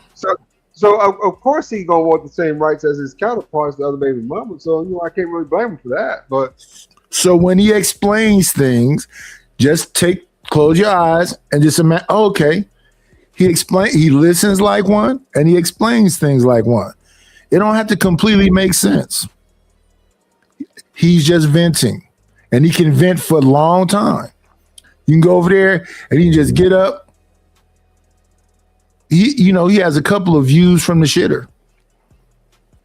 He's on the toilet. I never ever even want to see any nasty shit like that in my life. Man. I'm just saying. I don't want to see no nasty shit like that in my life. I don't even care. I'm just saying.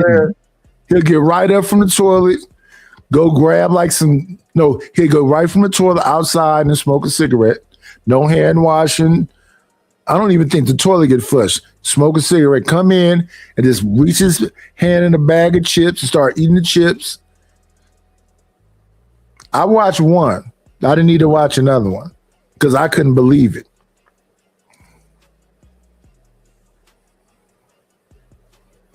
And and got a woman and got married. That's another one I watched that was hilarious. They got an Airbnb that had a portable jacuzzi that they both got in, and when they got out of it, it looked like tea. I was gonna say, and he got a decent wife out of the deal for the metrics he was hitting. That is that's pretty high end baby mama. You know, say a wife he got out of that deal, right? I mean, nigga ain't have no job. He was on welfare EBT talking about building out a damn food truck, and she came along and went along with the shit. Hey man. It's amazing to me. It's amazing to me he got such a high grade of a woman at his lowest bottom. Well, that's not rare. That's why it's confusing, and that's why. So when he go on panels and he got a wife and blah blah blah, and these dudes doing everything, and it ain't working out. He wins that argument on the front end, but then when it's over in 1 month, that's like some Kim Kardashian stuff. But let's hope that the queen is not being led along by her nose. She say that we all in the mob of defending these dudes. So who's crying now? Y'all are. Y'all be letting a little man. Y'all let JP rest underneath y'all bosom for 5-6 years, man. If you don't get out of here, underneath who bosom? Facts. She right. He rest up underneath who bosom? Me and JP was funking when I was in the Black House. In fact, most of the Black House was I'm funky. just talking about the brotherhood, okay? The brethrenhood. Oh, like the sisterhood? They both not real. But y'all stay on code way more than we do. Mammies, male identified women, and in the brotherhood, you got the it lane. does exist, but it's very conditional. There's a lot of conditions to be in the brotherhood. So it's very conditional. What are the conditions? A lot of shit. Okay, no, so tell me y'all don't even be knowing each other. Y'all don't even be knowing each other and be on each other's side. Well, when we looked at what the sisterhood was the other day, Pretty Intellectual said that's what the sisterhood did. Y'all take extra Kotexes or whatever y'all use, tampons, in case somebody have an accident, if they need their eyelash, strangers, if they need their eyelashes corrected, y'all correct them, Yeah, we don't purposely go out our way to do it for other people unless we like work in an enclosed area and we have it for everybody. Somebody's got to chip in. We're not just going to be doing it out of the kindness of our heart unless we're a brown-nosing, pleasing ass motherfucker that's always telling on people. Those people are the ones that do shit like that. The little snitches that know everybody business. Those are the ones that bring everything and make everybody participate so they can get in your business. Those are the ones that do stuff like that. Or the job provides it. Unless you bring it for yourself. Women don't traditionally be bringing it for other women.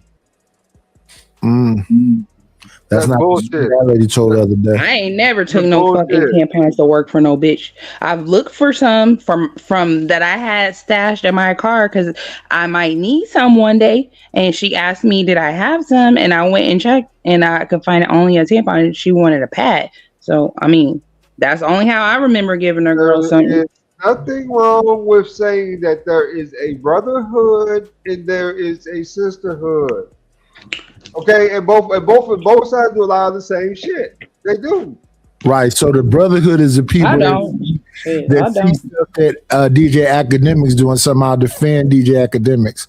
They see stuff that Fresh and Fit do and somehow defend what Fresh and Fit do. It depends on what's being said.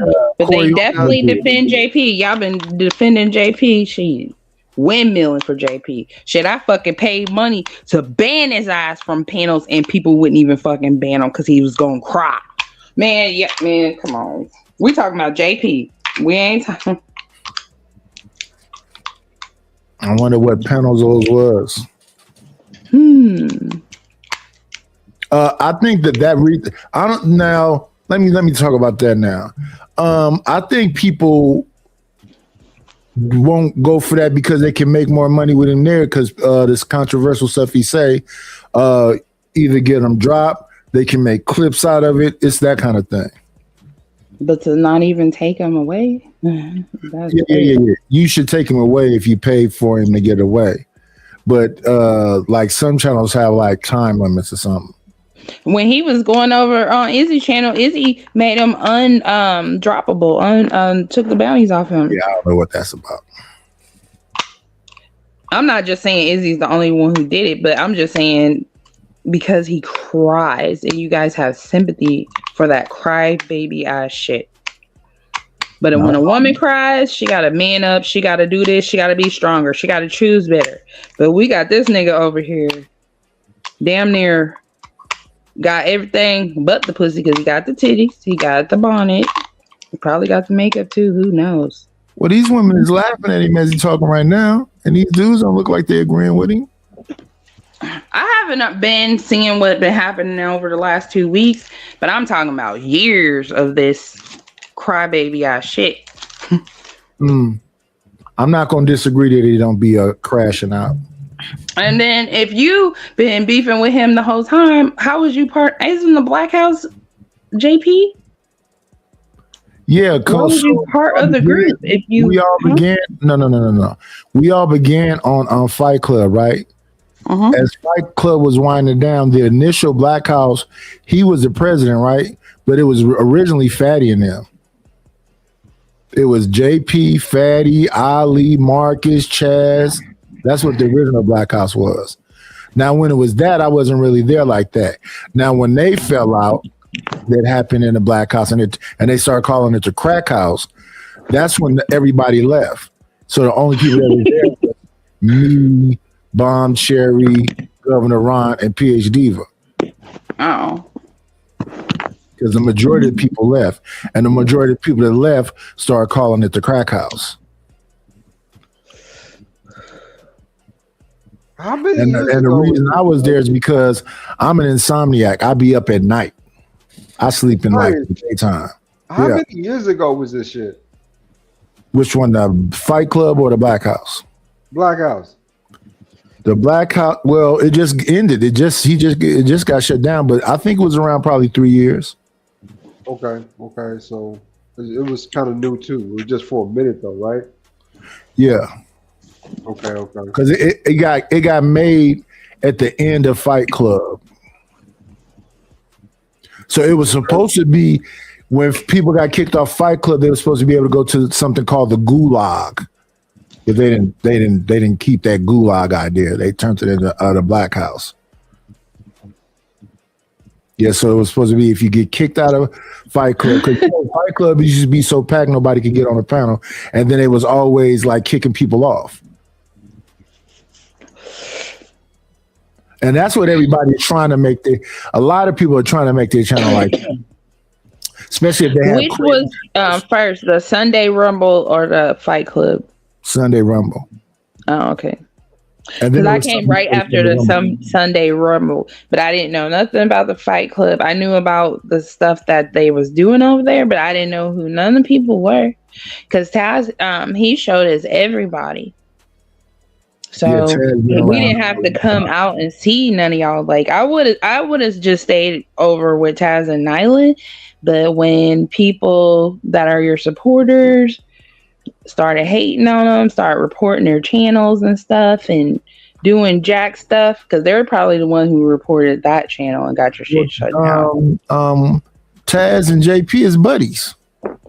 I said your channel.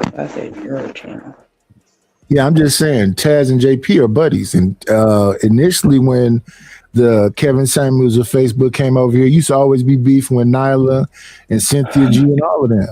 Mm-hmm. And I came exactly right after it. Yeah. Well, I was here the whole time, but I didn't know what none of this stuff was. So I wasn't like into it the whole time. I was more on do it yourself, Chrissy at night. And then when I heard Cynthia G, at first, like I just heard her yell. I was like, this lady don't shut up, because it sounded like she was in the room and it was echoing. But then I went back because I kept getting like alerts for her. And then that's when I saw Taz and Nyla. They were so cute. Yeah, so it's been a bunch of different facets of that, because it was a time when Taz and Cynthia G was together as like a team. Mm-hmm. Yeah. Because he got with her because people was bullying her all the time. I watched the Sunday Rumble. I remember when the space used to be before they had advertisers. This was almost like World Star. It used to be bum fights and all kind of. How long did it go on for? So they used to have like the pickup artists and the dudes that teach people gang. They had some pimps on here. They had all the gang dudes talking about, the origins of their gangs. So that's what it used to be at first. And then all the, DIY stuff and all that other junk. Just everything. One-stop shop. You know who I thought you were? When I first saw you coming over to Taz Not your feelings. When I was in jail, they don't care about how you feel. They're going to tell you the truth. And that's how we was taught. Life in America as black men taught us to be raw. They didn't give a damn about, we got to be caring about your feelings and none of that. That's part of why instead of calling out black men for being too emotionally avoidant, ask why black men are emotionally avoidant. Most times it's from black women. It's from women that talks and act like both. The moment you start expressing your emotions softly, what you think she gonna call you? Especially when you get upset. Oh, you was crying like a bitch. Oh, why you up there whining? So they make fun of black women, make fun of your emotions. Only times they want you to be this emotional soft when they get ready to manipulate the situation for you to feel sorry for their ass. OG, I know you getting older. It's like with my aunties and them when they didn't whoop the other kids, like they beat the shit out of us. So you getting kind of old, you getting a little soft on. Hey, J Penn, I can still whoop your ass. You know that. So don't even start that. I can still whoop your ass. You know that. So don't be talking about that old shit. Don't be talking about that old shit. Don't even think about talking about no old shit, okay? Because you know I still can whoop your ass. So when I get where I can't whoop your ass, then I will get old. OG and JP. Look at Aaron. I know Aaron haven't said that in a while. Go ahead, Aaron. Yeah, this has been an interesting conversation. Miss Pearl, how you doing? You all right? I'm wonderful. I was just responding to the chat. I was telling them thank you so much for the love and the support for holding me down worries. when I was just attacked for no reason. Yeah, you could have been straight. I'm good. Miss Pearl, I didn't attack you. What you say, Jackie? I didn't attack. Hold on, y'all. Aaron has the floor. Let's let Aaron go ahead and finish. Yeah, just doing a temperature check on the ladies. Bo, you awake? You alive? You good? You're in the safety of your own home. You dig? But I wanted to ask you a question, though. It kind of was beyond my ability to reason. It seemed like a contradiction in terms when you said a woman that is very well maintained can also be neglected. Can you give me an example of that? Because I can't square that circle. Okay. and I understand how that could be confusing. So even the best man can neglect their woman, because like you can't do everything. You can't be everywhere. You know what I'm saying? Like men have a lot. Some of the best men have a lot on their shoulders. You all are taking care of a lot. So now this sounds like she would be mad at Superman. You always out there helping all them people. Even the best men? No, because some of these men who like to be overachievers and do-gooders or whatever, the people that love him the most are the people that he always is letting down. And he's very inconsiderate and selfish. He's more worried about his image than actually what his role in his relationship is.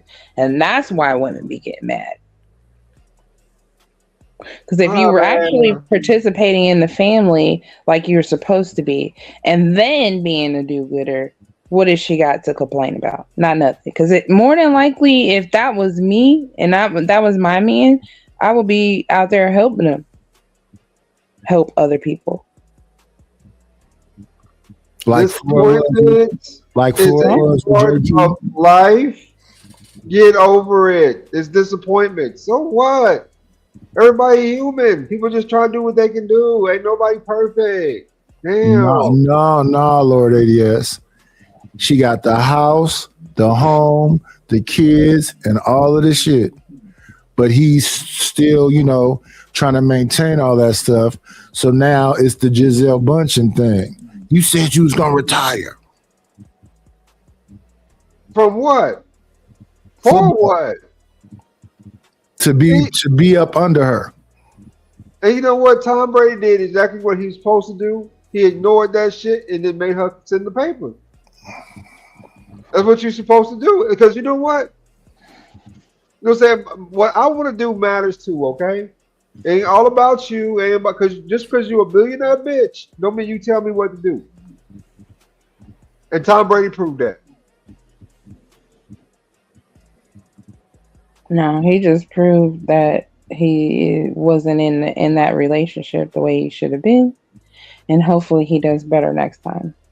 So he could have done more. He should have done exactly what needed to be done to save the relationship.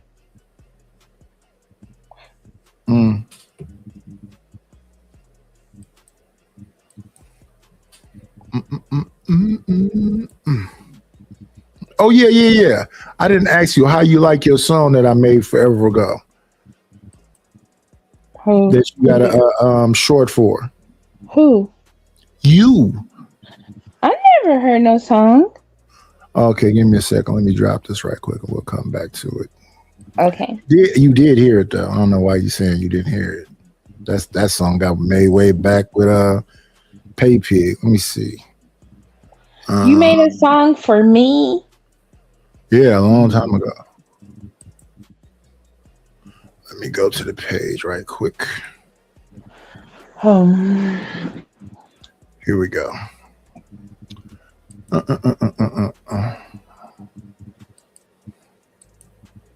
I hate that they make you have to go through all these damn steps. Now let's bring it up. Here we are. This song right here.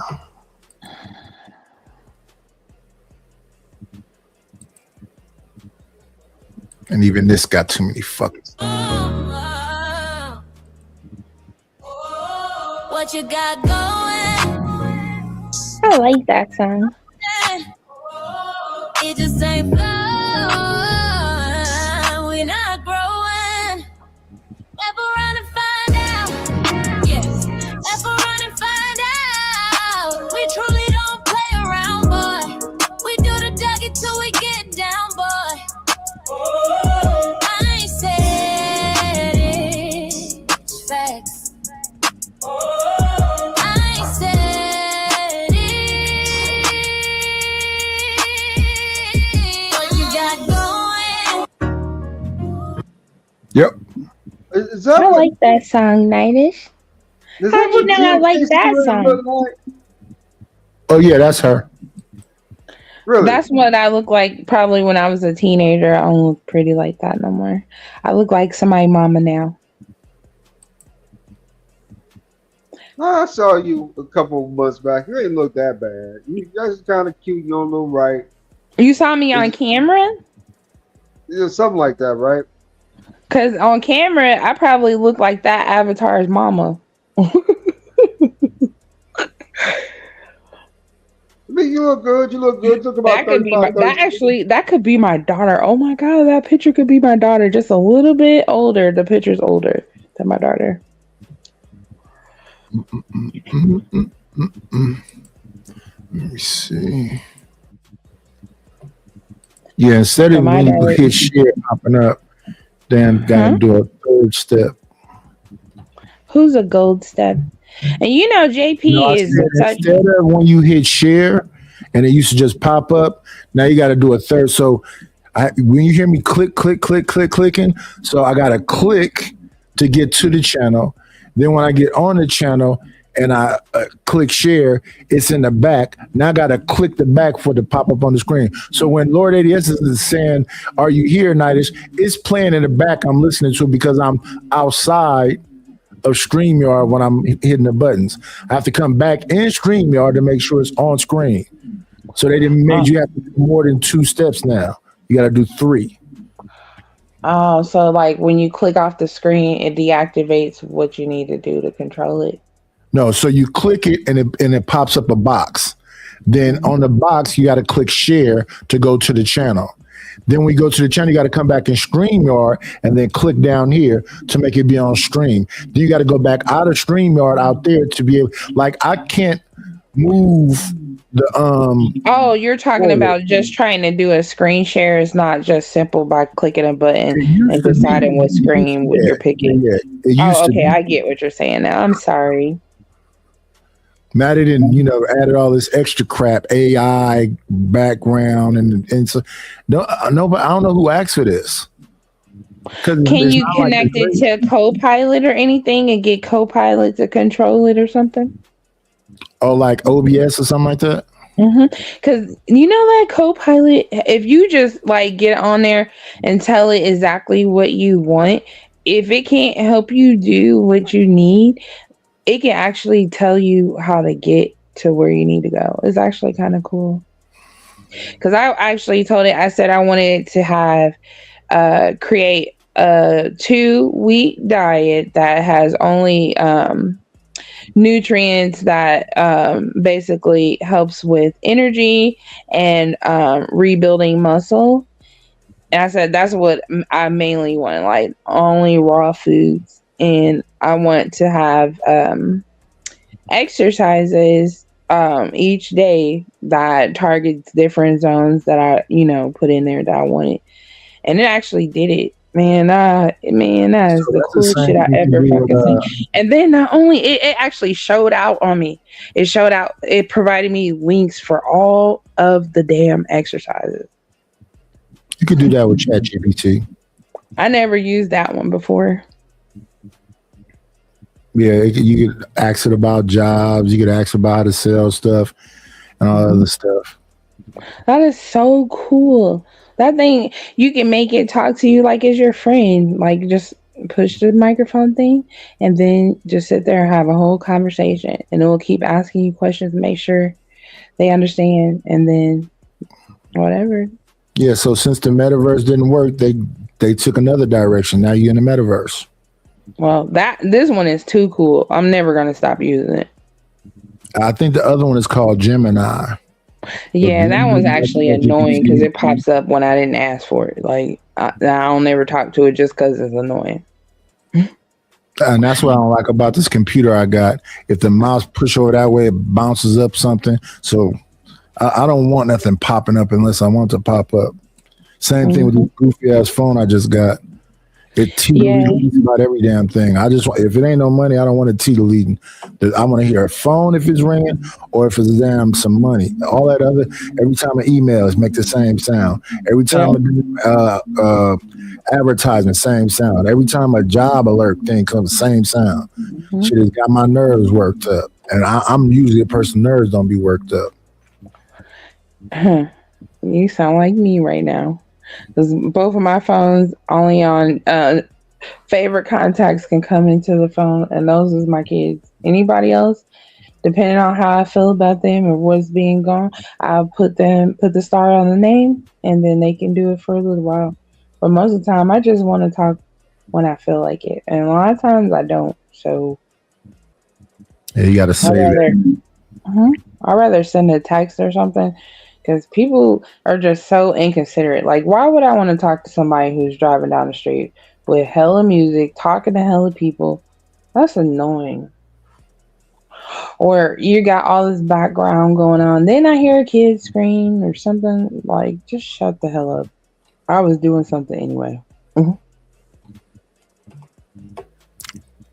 Let's see what Bohem's explanation sounds like. People, you have family, you have your own family, you have your extended family, you have all of that. And so at some point, you probably will have an area that you neglect about your woman. So even a well taken care of woman can still be neglected a little bit. That's just how relationships go. Like, you're not going to have the capacity to do things all the time, to address every issue all the time. So it's not a bad thing. It's just a fact. Okay. Momentarily. Okay. I interpret it as they can exist at the same time ad infinitum. But you're saying nothing is... Oh, okay. All right. I got you. That was the only question I had. Thanks, JR. So I wanted to ask, why is the owner... Hold on. We got to order. Okay. Jesus Christ. I promise I'm gonna act like I got some sense. OG, listen, you was talking and I'm like, oh, and then you was like, even the worst person, and I'm like, oh, oh, okay. Well, that's fine. I'm okay with that. That was meant for It's you. just- no, it's It was cool. for the overall statement, but it wasn't meant for you. Because I know Saint. So that's No, what it was- that's who I was talking about. It's all good. I just thought I thought it was funny. But most of the Okay. people who Bad talk to timing. me outside of these panels normally know me to be a tad bit different. But I I usually reserve a lot of my respect for those who are to be respected, who earn that respect, who show their worthiness of respect. And I just wanted to say, hold on. I just wanted to say, Damn, your that- finger big. My bad. Sorry. I'm tall. I have long fingers. Shut up. Yeah, I bet. That is I so just would like to insulting. say that the men on the panel that I had. You don't think her fingers are big? When she said she had long fingers, he said, I bet that wasn't called for. But do you think her fingers are big? She's just too close to the camera when she keeps putting her hands up in the camera. I think that's a big old woman with big old hands. He got a big ass nose and a yellow ass face, but you don't see her pointing that shit out, do you? See, Well, I mean, we you see all- how we fucked all- we up all- that we all- sounds? listen, we all got our own thing. I have a big ass nose too. And you know what? That's just like what I said earlier in the Mine is chat. a Men big- always offering opinions and advice that ain't nobody fucking asked for. And then when a bitch check your ass, we wrong. Hey.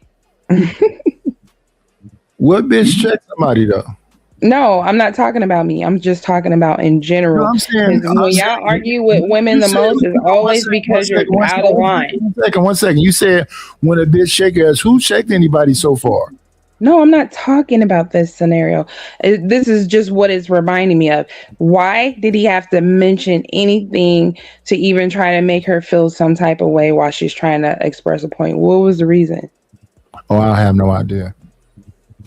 I don't know how familiar they are with each other. I don't know how they play. I don't know. I have no idea. Let me see. There's so many ways to say. Have a lot of respect for Trev, JR, Willie, True, OG, DJ. And I'm just now meeting you, Aaron. And I love the way you engage in conversation from what I've heard. But I just want to say, even though we don't always agree, you all always bring a certain level of respect to the conversation, which helps me engage with you differently. And with JP being up here, it makes me respect you all even more, because even though you all can agree with some of his points, and I'm not saying that he doesn't make any sense at all ever, it just always sounds so abrasive. Yeah, I'm the uncle gonna whoop your ass. I ain't gonna And baby so you. Right here. I want you to shut your homeless ass up. But it makes me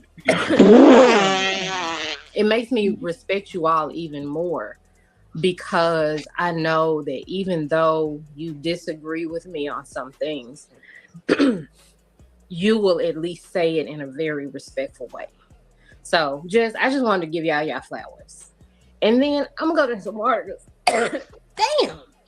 Y'all seen that movie Devil's Advocate when that nigga in court was trying to talk, but the devil was like, "No, shut your ass up." I'm going to crash He out. put there. that curse They on him. stabbed you up. Somebody put a root on your ass. Yeah, Jay Prince say he shot a. That's you, ADS? Oh, ADS left. Oh, okay. That's what he's saying. He's leaving. All right. Is that who? I'm sorry. I had to put my thing on mute because I was trying not to laugh and I was trying to get my finger to the phone. Oh, you sound like me.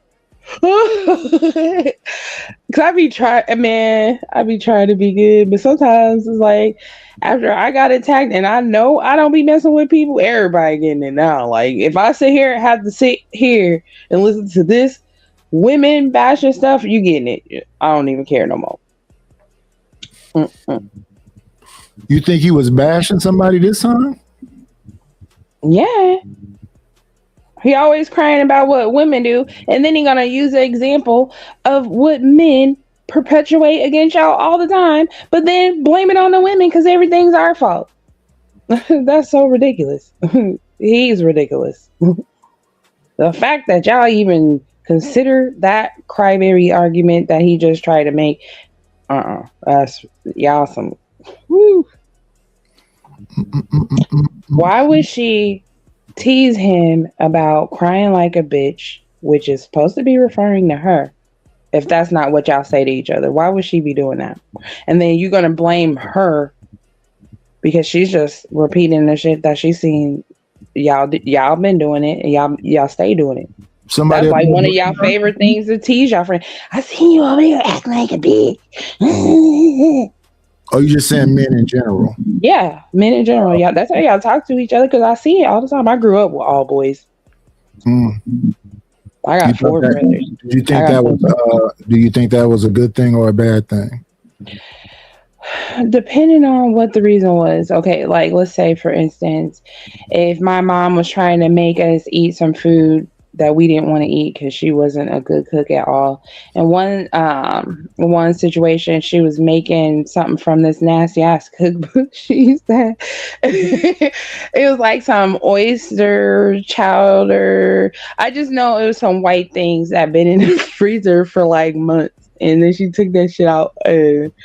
Whatever she did, I wasn't planning on eating it. So if you gonna whip my ass, let's just get it over with. Because I stay getting in trouble for food. But my brother, he didn't want a whooping, and he just kept crying. My dad came out of the room after probably letting him cry in there for about an hour. That's the first thing that came out of his mouth. He even used to say shit like that to me. That's why I just said I'd just rather get my whooping. I don't want to stand in the corner and be in that corner for 12 hours.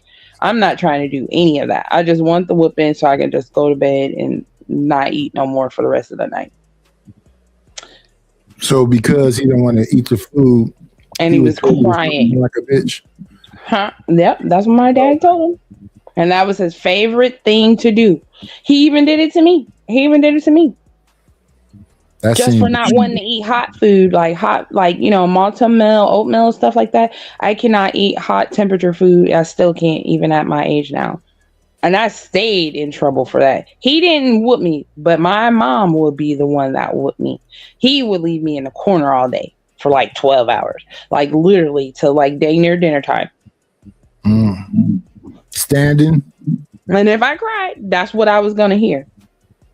And then one of the times he asked me, did I want to go to the store? And I said, yes. You know, this mean, evil bastard. I mean, I think I was like 8.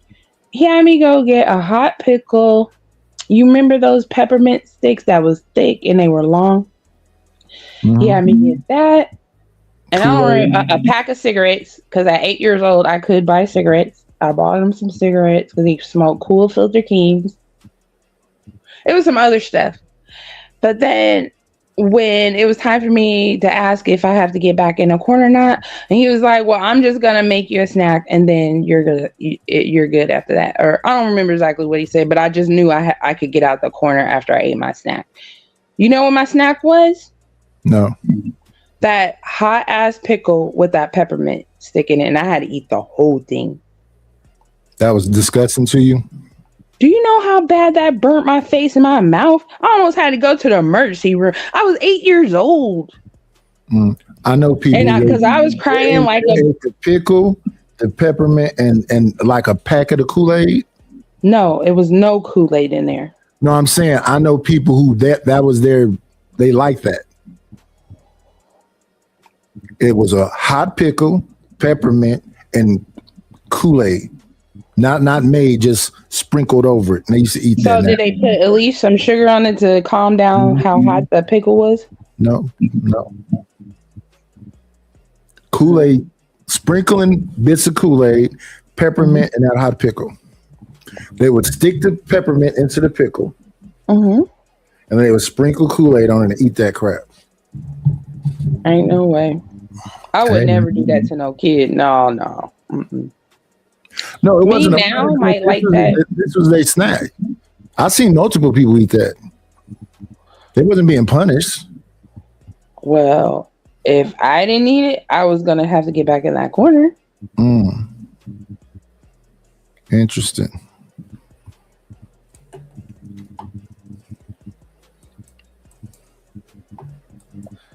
Across the screen. It's the pretzels I was eating. I'm gonna stop eating them. Who the fuck eat pretzels without drinking water on the side? Like you suicidal? You might as well be like you eating Popeyes biscuits without no drink. I don't know how many of y'all raise kids. Hold on, JP. It's DJ turn. Oh, okay. We got an order upstairs. Look up there in the green. Look up there in the green. Look in the green. Put some order around this motherfucker now. It's in the green. Oh man, yo, this is interesting. OG, yeah, I definitely understood what you were saying when you was telling the brother, you know, he was leaving dust around. I tried my best to help out with that situation. I mean, kicking up dust is something that you do when you're moving fast and you're going a lot of different places. It ain't necessarily meaning that you a dusty motherfucker. So hopefully that gets around, but I definitely understood what you were saying. Bo, when I first came on here, I was like, oh Lord, you know, because I seen all the videos. I was like, I don't know how this gonna go, but I can be charming, you know what I'm saying, and I can play the middle of the road and figure out how to, you know, communicate to get what I need to get across, regardless if an answer annoys me. You know, I just just got to be patient with it and, you know, smooth it over, and then we can come to a common ground. Jay, nice to meet you, brother. It's the first time I've been on the panel with you. So very, very interesting. I can agree with Willie. You know what I'm saying? We got to check ourselves and have more respect for ourselves if we only choosing folks that, you know, would be the only used thing in our house. So I definitely agree on that. You got to, if you're going to work hard to get so many different things in your life, you need to make sure that the person that you're going to have with you, even if they are, you know, used, they're going to be to a specific standard to where they would appreciate it to the utmost. You know what I'm saying? You basically got to get some reciprocation for what you putting out. So yeah, appreciate the convo all the way around, y'all. I like that one. What's his name, Nightish? DJ Freshmaker. The conversation is supposed to be about women mock men emotions. No, we actually don't. Like when we empathize with you and stuff like that, we actually really mean it, and we won't laugh at you when you're hurt. But when you start taking us for granted and not hearing us, then that may just actually happen. But it wouldn't be something we're setting out to do just because we're mad at you. When you don't acknowledge us and make us feel heard, we start to do stuff like that. I'm sorry that it happened. And that's kind of one of the reasons why I don't like women, because they're just too damn vindictive. And a lot of times you didn't even ask for it or do nothing. And if they only just told you the reason why they are mad in the first place, then I would have helped you with your problem. We are moving on. Let's see. This new one is Black Men Trust Black Women Roundtable presents. Make sure we got everything set up. All of the steps. Let me see. You are watching a real, unscripted, and unfiltered conversation. This space was created intentionally for Black men to move through their thoughts in real time without performance, without polish. Our brothers need room to work through the hard stuff. And we believe that kind of honest engagement is essential to growth, solidarity, and justice.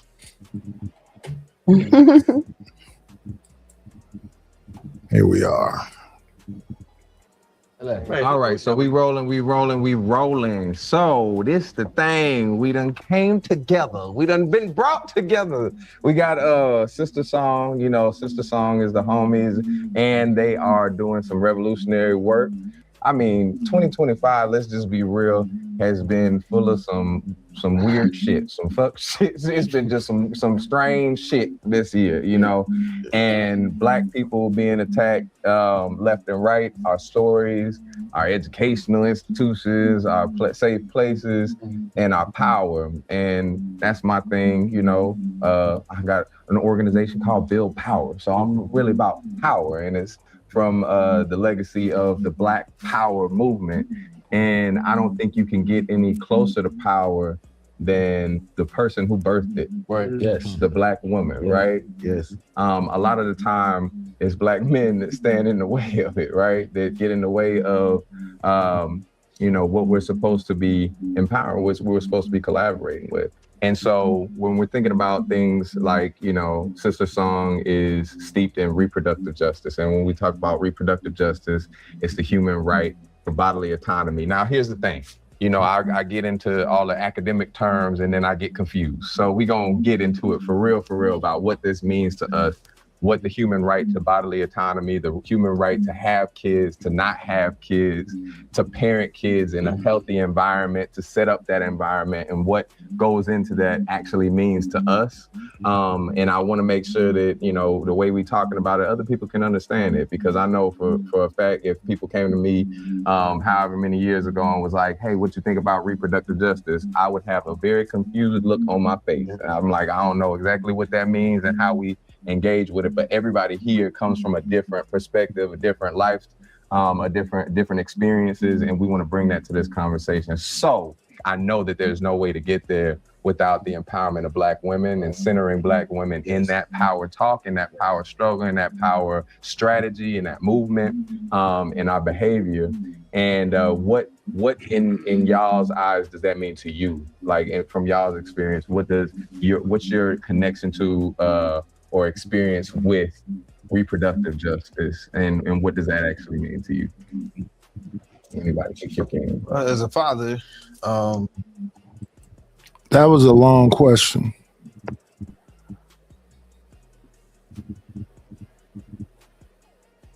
What do you think that? What does what was the question? Shit, I just Something said about I only heard reproductive- what does it mean to you? Yeah, about the power is coming from the Black woman. That's what he first said. Then he said we're not getting behind the power, which getting behind the power, I don't necessarily know what that means. Then he said we were getting in front of the power. Yes, and I actually agree with him in the way that I think I don't really know what he means. But when you guys going around saying that you're spreading the seed, no, we're the ones that's actually cultivating it from the time that we are able to have a period. And you guys think that what you guys work that you put in is actually doing something, and it's doing nothing.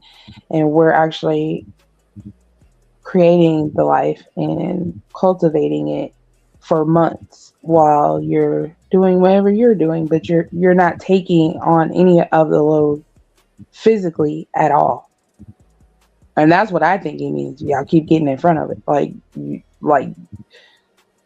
you want to be seen, like you want to be the bad bitch.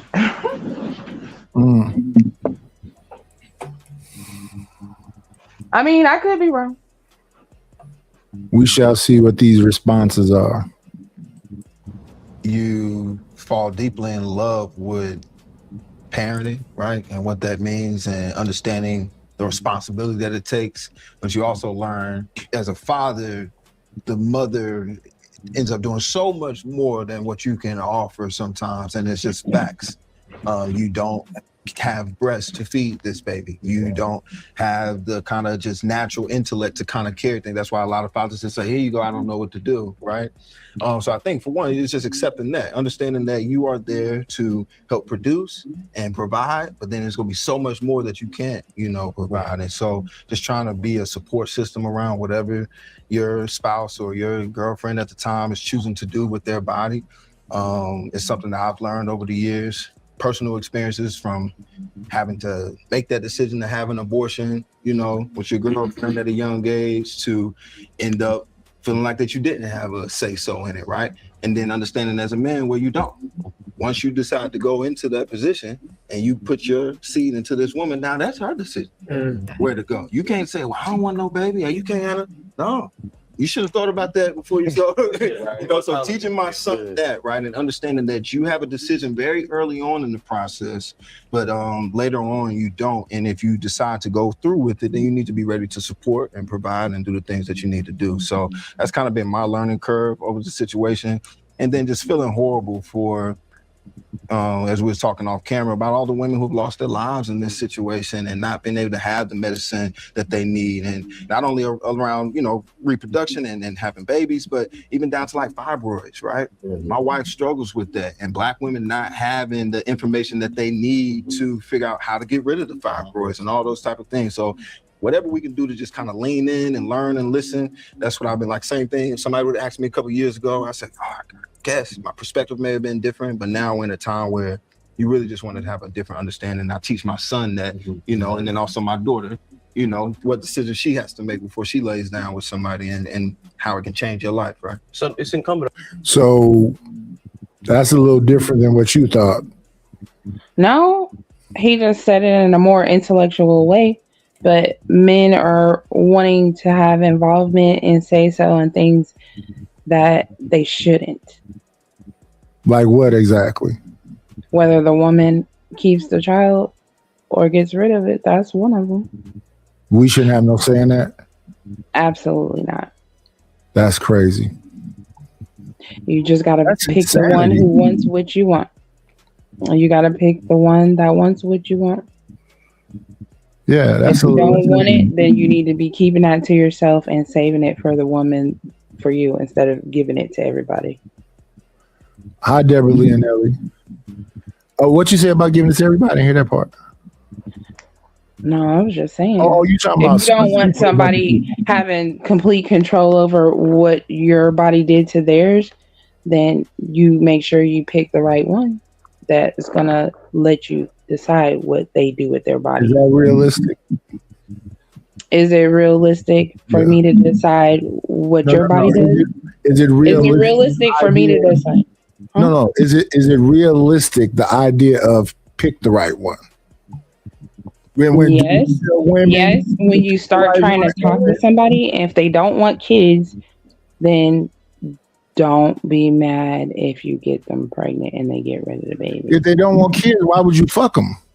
If you, if you don't even be attracted to the women and going around doing it, why y'all doing it? I don't know. I don't know why none of these people do this stuff. In response to your statement about if somebody want kids and somebody say that they don't want kids, why would they then sleep with them? See, I'm decisive like that. I'm not indecisive like that. So there's a lot of people who will have sex with somebody who said they didn't want to have kids and get them pregnant. That's irresponsible. That happens so much. That's not even funny. Right. That's irresponsible. It's irresponsible and accepted and made excuses made about it. Mm-hmm. And that's what I'm saying. People do a bunch of irresponsible shit that they make excuses about. That's why my initial question was, when people say pick better, I'm saying, is that realistic? No matter if a man tell a woman to pick better, is that realistic? And if a woman tell a man to pick better, is that realistic? In a way, yeah, but you don't have no way to determine what the outcome is going to be. So if you can't predict the future, you don't know if that person is going to leave you high and dry with that baby or not. But we're talking about at the beginning. I'm not even talking about going down the line. I'm saying in the beginning, people lie all the time, and people can lie for a long time. You can y'all be getting with women who tell you so when you be talking your stuff to the woman or whatever, and you know that your body, if it's not protected from hers, it may do something to get her pregnant. And if you are telling her you want her to have your baby, all that stuff that y'all say, and she tells you she doesn't want to have a baby, and you're supposed to be protecting yourself from that. I heard that the first time. I'm saying anybody that does that, that's irresponsible.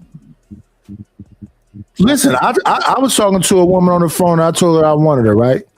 She said she's not really ready to be in a serious relationship right now, but we could be friends. I told her I'm cool. She said, do you want to exchange number? We could just talk. I said, no. What the fuck is the point of me being in a friend zone while you figure out whatever the fuck you doing and you doing whatever you're doing? I don't even want to figure it out. And she was like, so you can accept rejection? She didn't reject me. I rejected her. I said, yeah. What's so hard about accepting rejection? I don't even know you like that now. If you'd have said yes, then we could have got to know each other. But since you're saying you're not sure and all this, if you're indecisive, I'm not indecisive. And I like to be with somebody who is decisive. So and when they ask you, like, is there an issue with you? It's like, girl, don't gaslight me. You just said you don't want it. So let's get to get out my face. Yeah, I mean, and it shouldn't be no problem. Right. The conversation over. Yeah. So that's what I'm saying. Everything outside of that is people lying to each other. They're probably lonely. They just want companionship or whatever else. Mm-hmm. So that's what I'm saying about lying and stuff. Like people be on there trying to make fun of me because I haven't messed with nobody since my wife. I'm not just trying to mess with just any old body. It don't make sense to me because that would be what, like casual sex? Yeah, I was Casual like, that's the dating? only thing that chaotic truth that I can not chaotic truth. What is the other one's name? Ruthless truth. I can agree with women basically move off their emotions because if you don't move me, you're not touching me, and you can't even touch me. So you better be in a lose-lose situation. Shit, I just blocked somebody 2 hours ago. He already done sent me a naked shirt picture. Get up off my phone. I didn't ask for that. And then he got a smiley face where his you know what go. Like, so that's how we on. I try to be nice and get a little boy my phone number, but you're over here doing this weirdo stuff. Yeah, I can't relate to that. I'm an old man. I don't even understand what that. I know people do it, but I don't even understand what that means. But it's people out here on all kind of shit. You know, you got kink people. You got a website for married people. What's it called? Ashley Madison. It's a website to help you cheat. It's a website for married people to cheat. And then they be the ones telling on them later. Ain't that about a bitch? Hey man, it is what it is. It is what it is. Let's get back to this deep dive into, well, we shall see what the deep dive is into. Let's get past some of these folks. Let's see. Okay, I look like the man is asking a different question now. Around women being the first close to God, right? Like, because that's a fact. And talking about creation, you know, talking about creating, talking about, because I do think people talk about the human race all the time, and it started with blah blah blah blah. It started in Africa, you know, started in Africa with a black woman, right? And so I do think the closest you could get to power, the closest you could get to life creating circumstances and is with the black woman. I wonder, yes. But also just want to ground us in, you know, when we talk about reproductive justice, it's not just about birthing, right? It's not just about having a kid. Right. And it's about, when we talk about bodily autonomy, it's about, we all want the right to control our bodies. I don't want nobody telling me what to do with my body, right? And that is a right that expands even beyond having a kid, right? And fostering that environment to be able to raise folks. And we talked about like the village, right? You know, and that it takes a village to raise a kid. It wasn't like, okay, all these people on the block got a responsibility. It was actually, you understood that kid that every decision that goes into raising that kid, teaching that kid how to move, teaching that kid how to communicate, it forms their future, but it also affects everybody in the village, right? And so everybody had a responsibility to make sure that that person and the people that were raising that kid had what they needed, had the healthiest environment and things, you know, to make sure that everyone is okay, that we all can live the life that we deserve, right? And so, you know, I do want to also make sure that, you know, I ain't got no kids, you know, just so I can't talk about, you know, the standpoint of a father, but there are fathers at this table. I also got 25 nephews and nieces. I'm over here, you know what I'm saying? I got strategy over here. But there's perspectives from all on this table from every angle of it, and I do want to go back to and you know, we can go wherever you wanted to go, whatever you wanted to say, but I do want to talk about that, you know, like you said, the government shouldn't be involved. Keeping in mind that this is a government that was steeped in what they call white supremacy. I like to call white delusion, right? You know what I'm saying? It was the same thing, right? And that they don't want to believe that they came from a black woman. Yeah, and the definition. Becky, you came from a black woman. Well, the definition of, you know, masculinity, the definition of what we do with our bodies and how we define a government's role in that came from that corrupt standpoint, that corrupt perspective. So I 100% agree that the government shouldn't have anything in mind. But where did you want to go with that? Well, I think one of the things that I think helps, I believe, with women's right in terms of their sexual reproduction is the relationship that we have with the black man.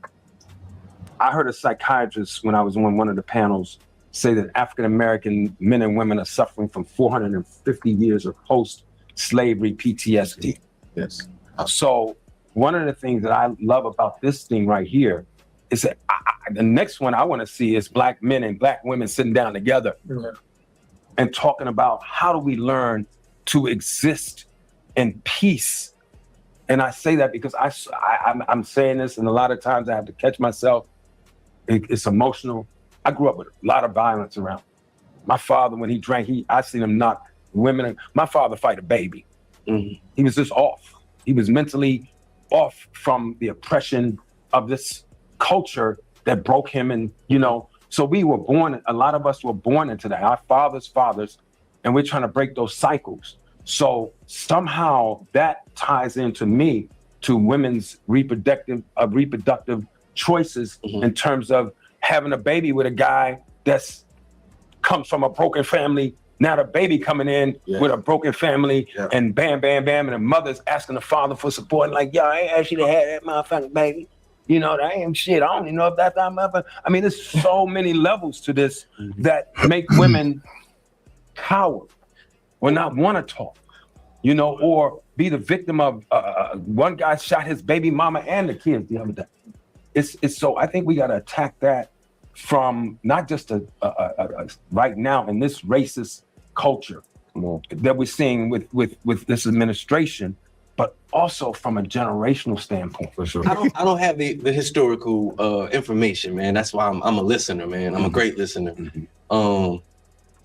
But when I hear from your generation, your perspective, and your perspective, and everybody's perspective in the sense that as we get into it, I feel like we let women down in that regard. We didn't stand on business. And what you mean by that? I just feel like we let depression wear us down. Fathers let depression wear them down and beat them down, take them out of the house, and therefore they forced them out of the house. Forced them. No, they had a program. They forced them out. They didn't leave the house. I feel that. I understand that. I can't. But ain't nobody gonna make me leave my woman. I get that. I get it. But ain't nobody gonna make me leave my family.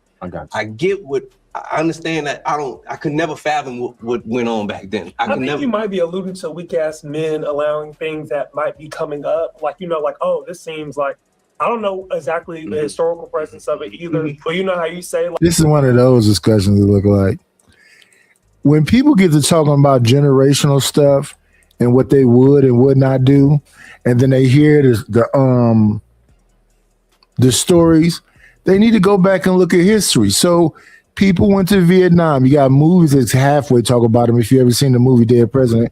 So this man went to war, and who knows what he had to do in war. They're talking about him using drugs in war, what they had to do to kids and all this other stuff. So it's not just slavery stuff. It's all kind of stuff. Drug abuse, alcohol abuse, violence, and all this other stuff. So when I hear folks try to make it seem like they would be strong through it all, a minority of men had that kind of strength. A minority of men right now had that kind of strength. And those minority of men talk about men in general as if all men can be that when they don't come from the same environment. I just was on a panel the other day where a brother said he knew his grandfather, his father, he had a strong grandfather, strong father. His grandfather had successes in life, had generational wealth that helped his father. His father had generational wealth to help his son. His father had multiple women where they was all amicably together. They could work out things. They could have discussions. And that's where he came from. That's not the majority of people, though. The majority of people don't even have mom and dad together, lesser known outside other people that support them. So when they talk about the generational stuff, I don't get what they saying. You mean the dude that grew up in a single mother home, who mother was probably on drugs, or mother was on dialysis, or mother was at work. So he was a latchkey kid coming home to nobody. The rest of the family is all fragmented up because this auntie don't like this auntie, this uncle don't like this uncle, all this BS, everybody fighting. That person's supposed to come up out of that and be just like the person who had all the family support and everything else. It's a nutty thing. So the childhood trauma that this person who didn't have nothing, the time that it take for that person to deal with those issues, and if you're conscious of the issue, you're supposed to be responsible and try to do something about it. Everybody's not responsible. A lot of times they just continue the trauma. They either be an alcoholic, or they be a drug addict, or they sell dope, or they stay in jail.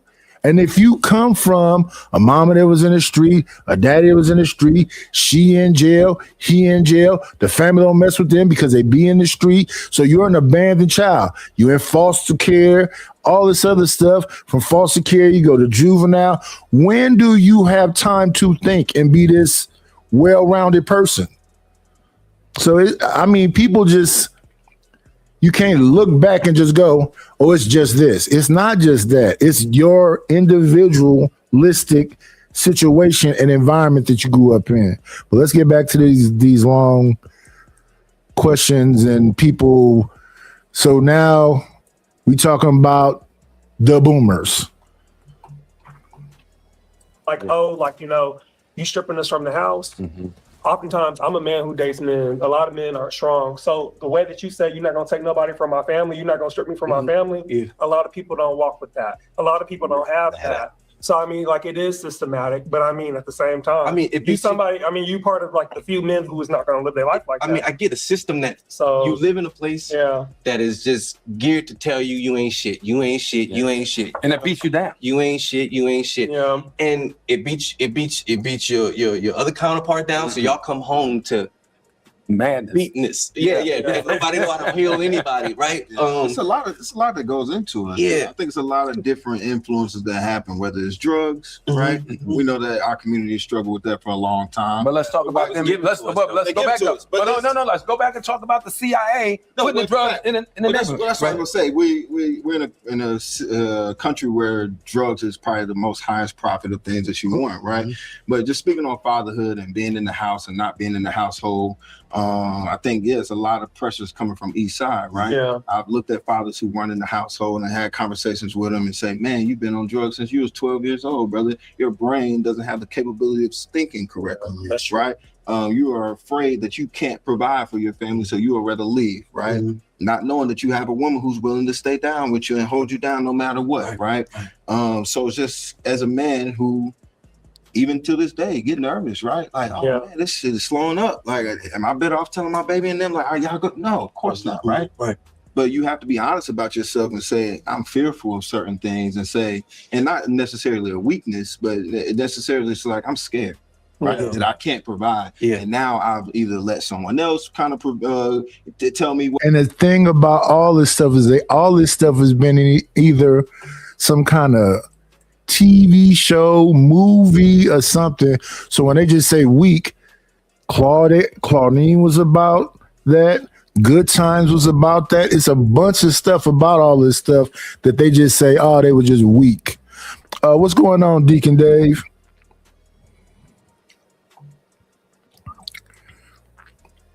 So Deacon Dave is evidently one of these perfect men that got it all figured out.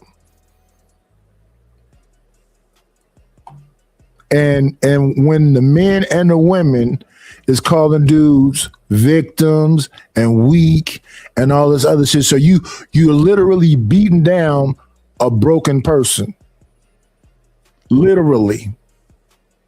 Okay, so do you think that? And first of all, Deacon Dave, are you black? Are you an American black? Or did you come from a place where the president was black, the senator is black, the doctors is black, the teachers is black? Because I'm not talking the tether shit. I'm just saying, do you come from a place where you saw all powerful black people? Because that's not what America is.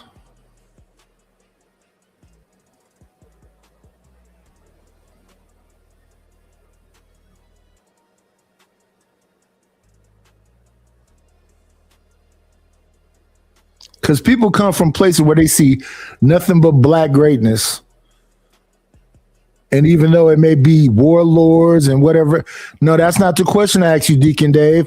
I'm asking you, are you an American black, or do you come from, like, if you from Jamaica, everybody in Jamaica runs Jamaica. If you from Trinidad, everybody in Trinidad is Trinidadian, right? If you're from Africa, everybody around there is black. So you've seen a black doctor, a black lawyer, black teachers, you've seen black power, you've seen a black, everything over there is black. Okay. So then that's what I'm saying. It's not just that alone. It's about the environment that you come up out of. Some people are the exception to the rule. The exception to the rule is you come from the drug addict father, the alcoholic mother, or you lost one parent and all other stuff, and you still find a way to make it. That is the exception. Most of the stuff we talk about in these YouTube spaces are about the exception. Most dudes don't make it. I used to play that Kwesi and Fume stuff up here a lot. I used to play a lot of this other stuff up here. People didn't ignore it because there wasn't no controversy and BS. But we keep talking about the exceptions like they're the rules. And then when I look at the exceptions, they look beat down too. This is one thing I did like that Kevin Samuel said, that when you talk about the exceptions, you don't beat up on the blue collar. And then also, right, so that's an important part of your story, brother. That's all I'm saying. If you got two parents together, they create an environment. And if you got what we were talking about the other day, which is an external family. So your parents married 48 years. Your aunts and uncles is married. They work together. They show you examples of love. They show you examples of education and all this other stuff. So you just fall right into it. Like people that's in the so-called bourgeoisie, or that come from the D9 and whatever else, there's no way their people should fail.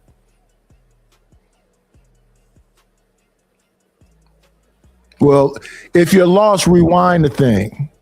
What we're talking about is that people of color, because he said he is descendant of American slaves, so like whatever, he's from here. So that's my point. From here, these black people here, show me where all, because if it is what people suggest it is, then why haven't we created an ecosystem for ourselves? So it's supposed to be like 46 million of us. Out of the 46 million of us, if everybody was on the same page as Deacon Dave is saying, then you can point fingers. So out of 46 million of us, so let me see, 10% of 46 is, so 12 million of us, which is 30% of us. If 12 million of us is in the same position as Deacon Dave, then yeah, you can start pointing fingers.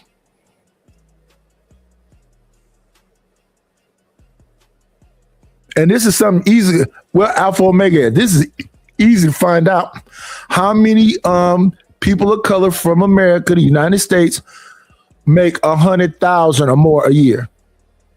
Let's just put that in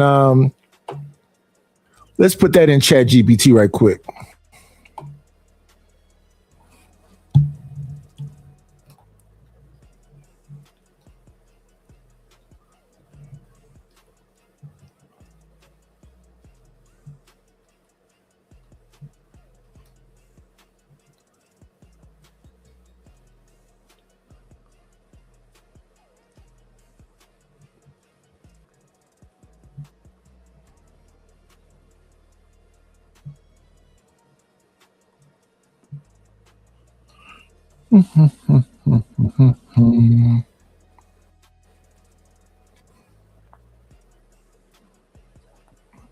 Six percent.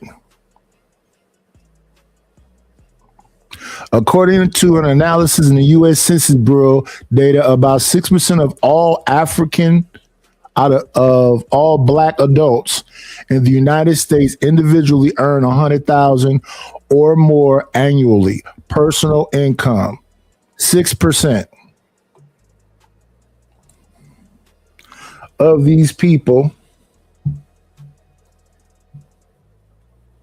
Let's ask this question.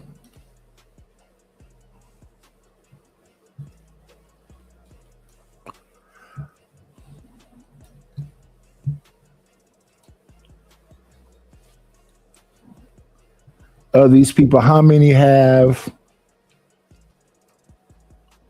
above a bachelor's degree?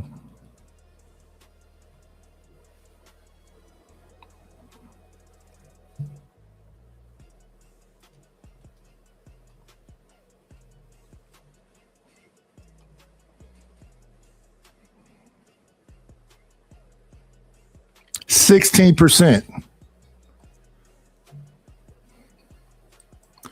6% make above 100,000. 16% have above a bachelor's degree. Do you understand how low those numbers are?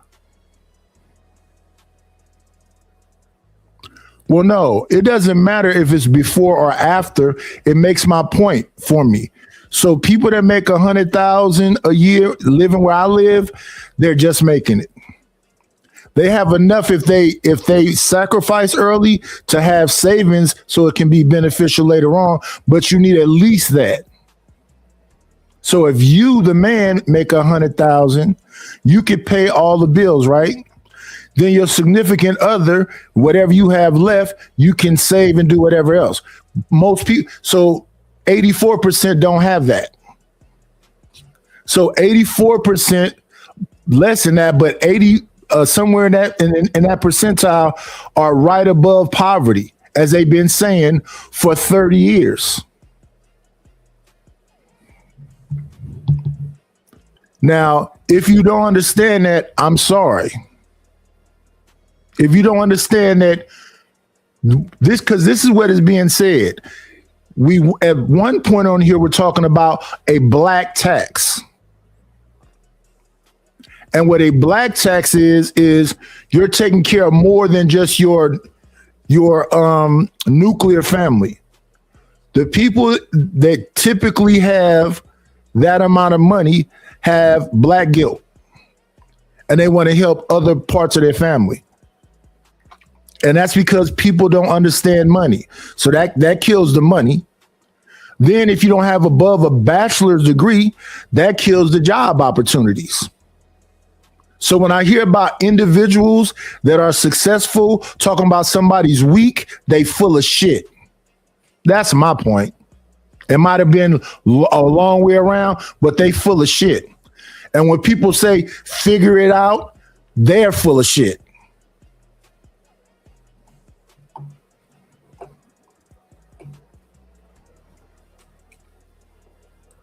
It's systemically set up to be that way.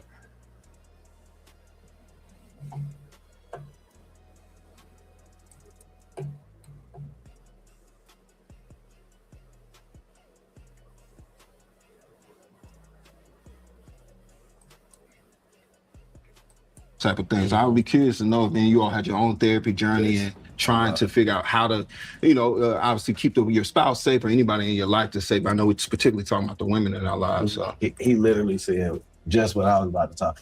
I don't care what said. If you think you are okay, go to therapy. If you don't, I've been in therapy like 4 to 5 years, and it's bigger than, like Luke was saying, I'm going to stay in my house, but just because you stay in your house don't mean you're going to have a healthy environment, because you can stay for 20, 30 years for them kids. But if they saw anger and this, that, and the third, you can't be mad that they go out and do the same thing of what they saw. It is encouraged that if you take it self, you need to take it self. You need to have couples there. We as men, even wanting to be better, we only have the information that we've been given amongst each other, but we don't have different perspectives. It's okay to take perspectives from white people because they don't have the mindset of survival that we have. So when you hear different, you think different, you move different. You're more optimistic to know how to move within your household. It is my children. I don't care that they're only 9, 10, 7, 6. They have problems, and every black man at this table had problems. We had situations we couldn't talk to people about. Get your children in therapy. If you can't afford to do it, healthcare can cover it. Get your children in therapy because they need to have that healthy outlet to have somebody. They don't always feel safe talking to mom and daddy, regardless of how well we are. They don't feel safe doing that. I would say be careful about getting your therapy from white people, but I didn't say get it. Don't get it. I didn't say white therapists. No, I know. Listening to just also in general when they talk about. Watch when you're listening to them too.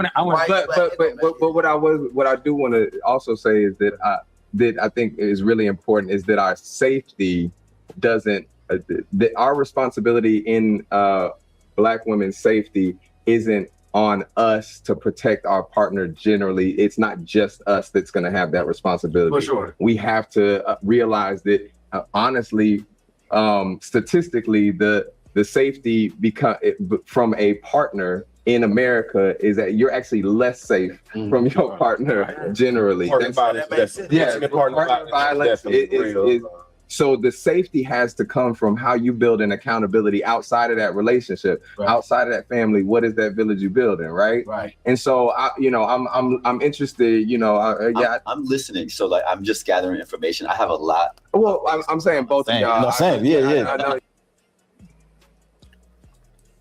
Yeah. Let me see what we got going on over here. I think the queen has fell asleep. Are you asleep? I think she is. Let's get her up out of here.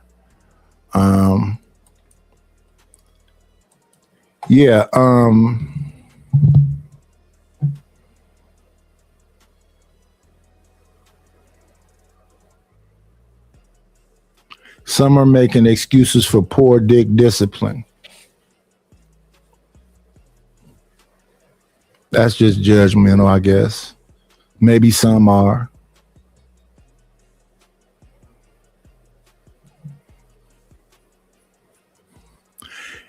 Get a trade or CDLs. Everybody got all the answers, right?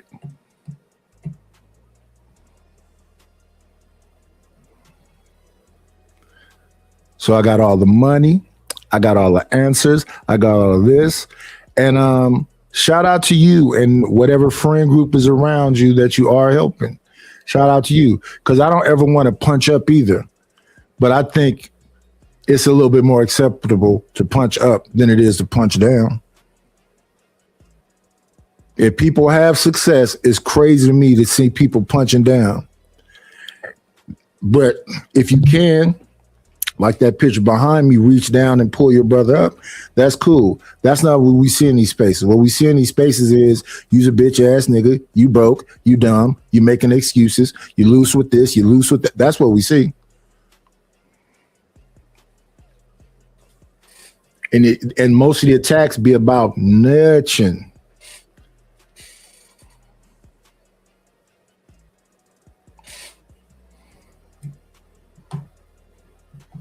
And then most of these people we uplift got asterisks by their name. But I guess as long as you got some bread, it don't matter what you do. You can be a total demon. I got my money though.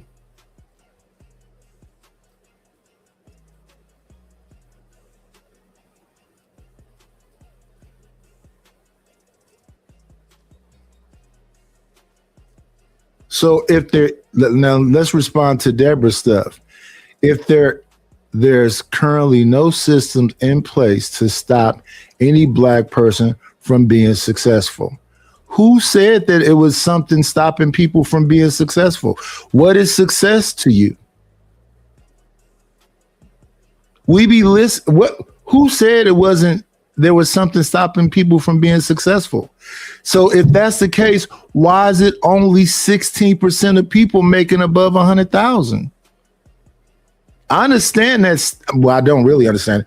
But if that is the case, why is it you're saying that 84% of us just don't want to have it?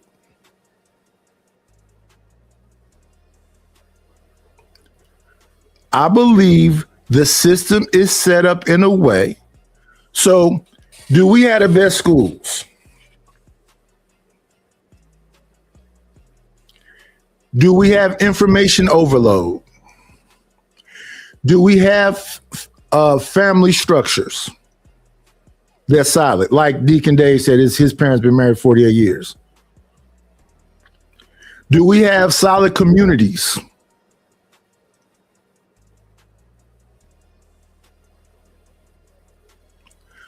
So 84% of us is irresponsible and don't have no accountability?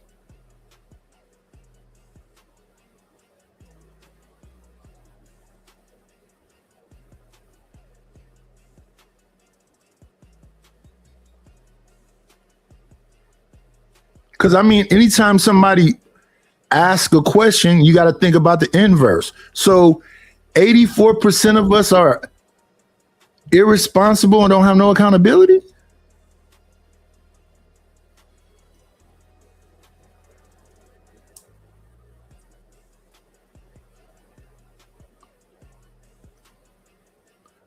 So Deacon Dave, you think that people are comfortable with being broke?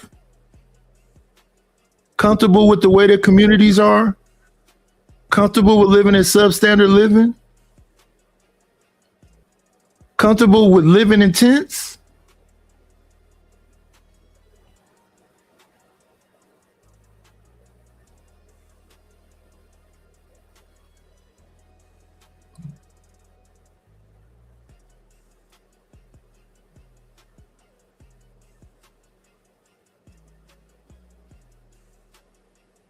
So when they say in 2053 or 2056 that we'll be at zero, you think that we're comfortable with that?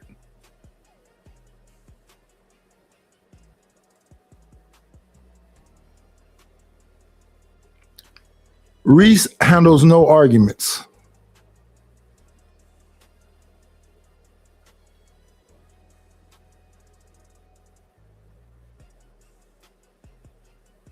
So y'all just trolling.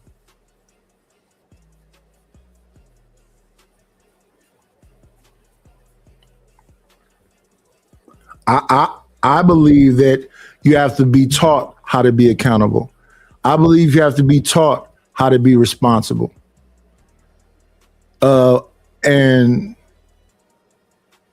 you need therapy. You need all of that. You need all of that.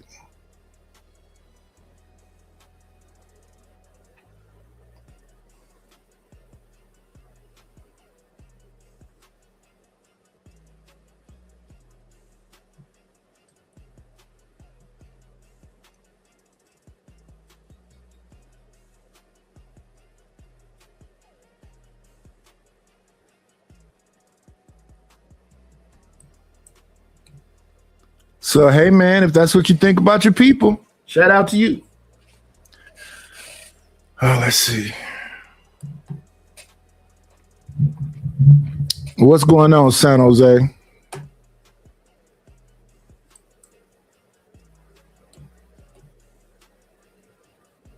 Let me look at that comment one more time. They just want to. Blacks don't care. They just want to dance, you know. Slaw.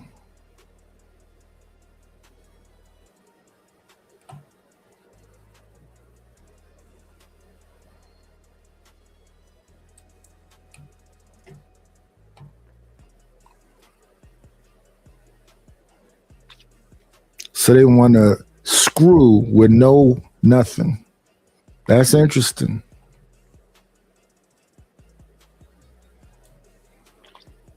That's very interesting. Let me see. It's really early though.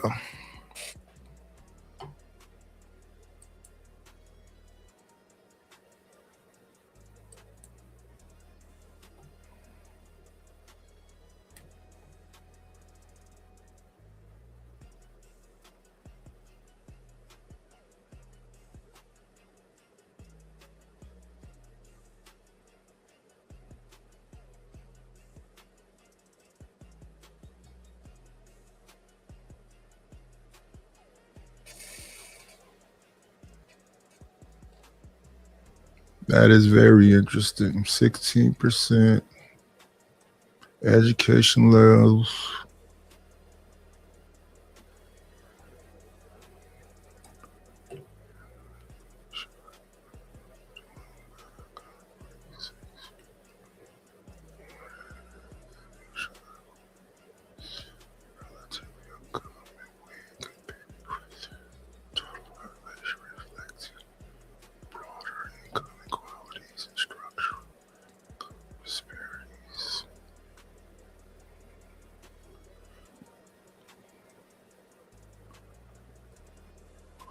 Well, maybe, maybe if we tell them more that they're irresponsible and don't believe in accountability, they'll catch on.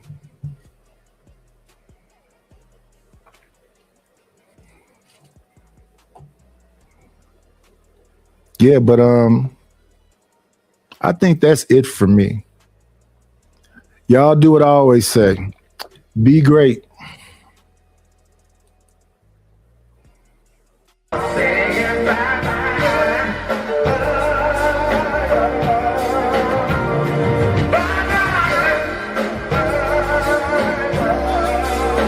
We'll shut this motherfucker down. That's all, folks.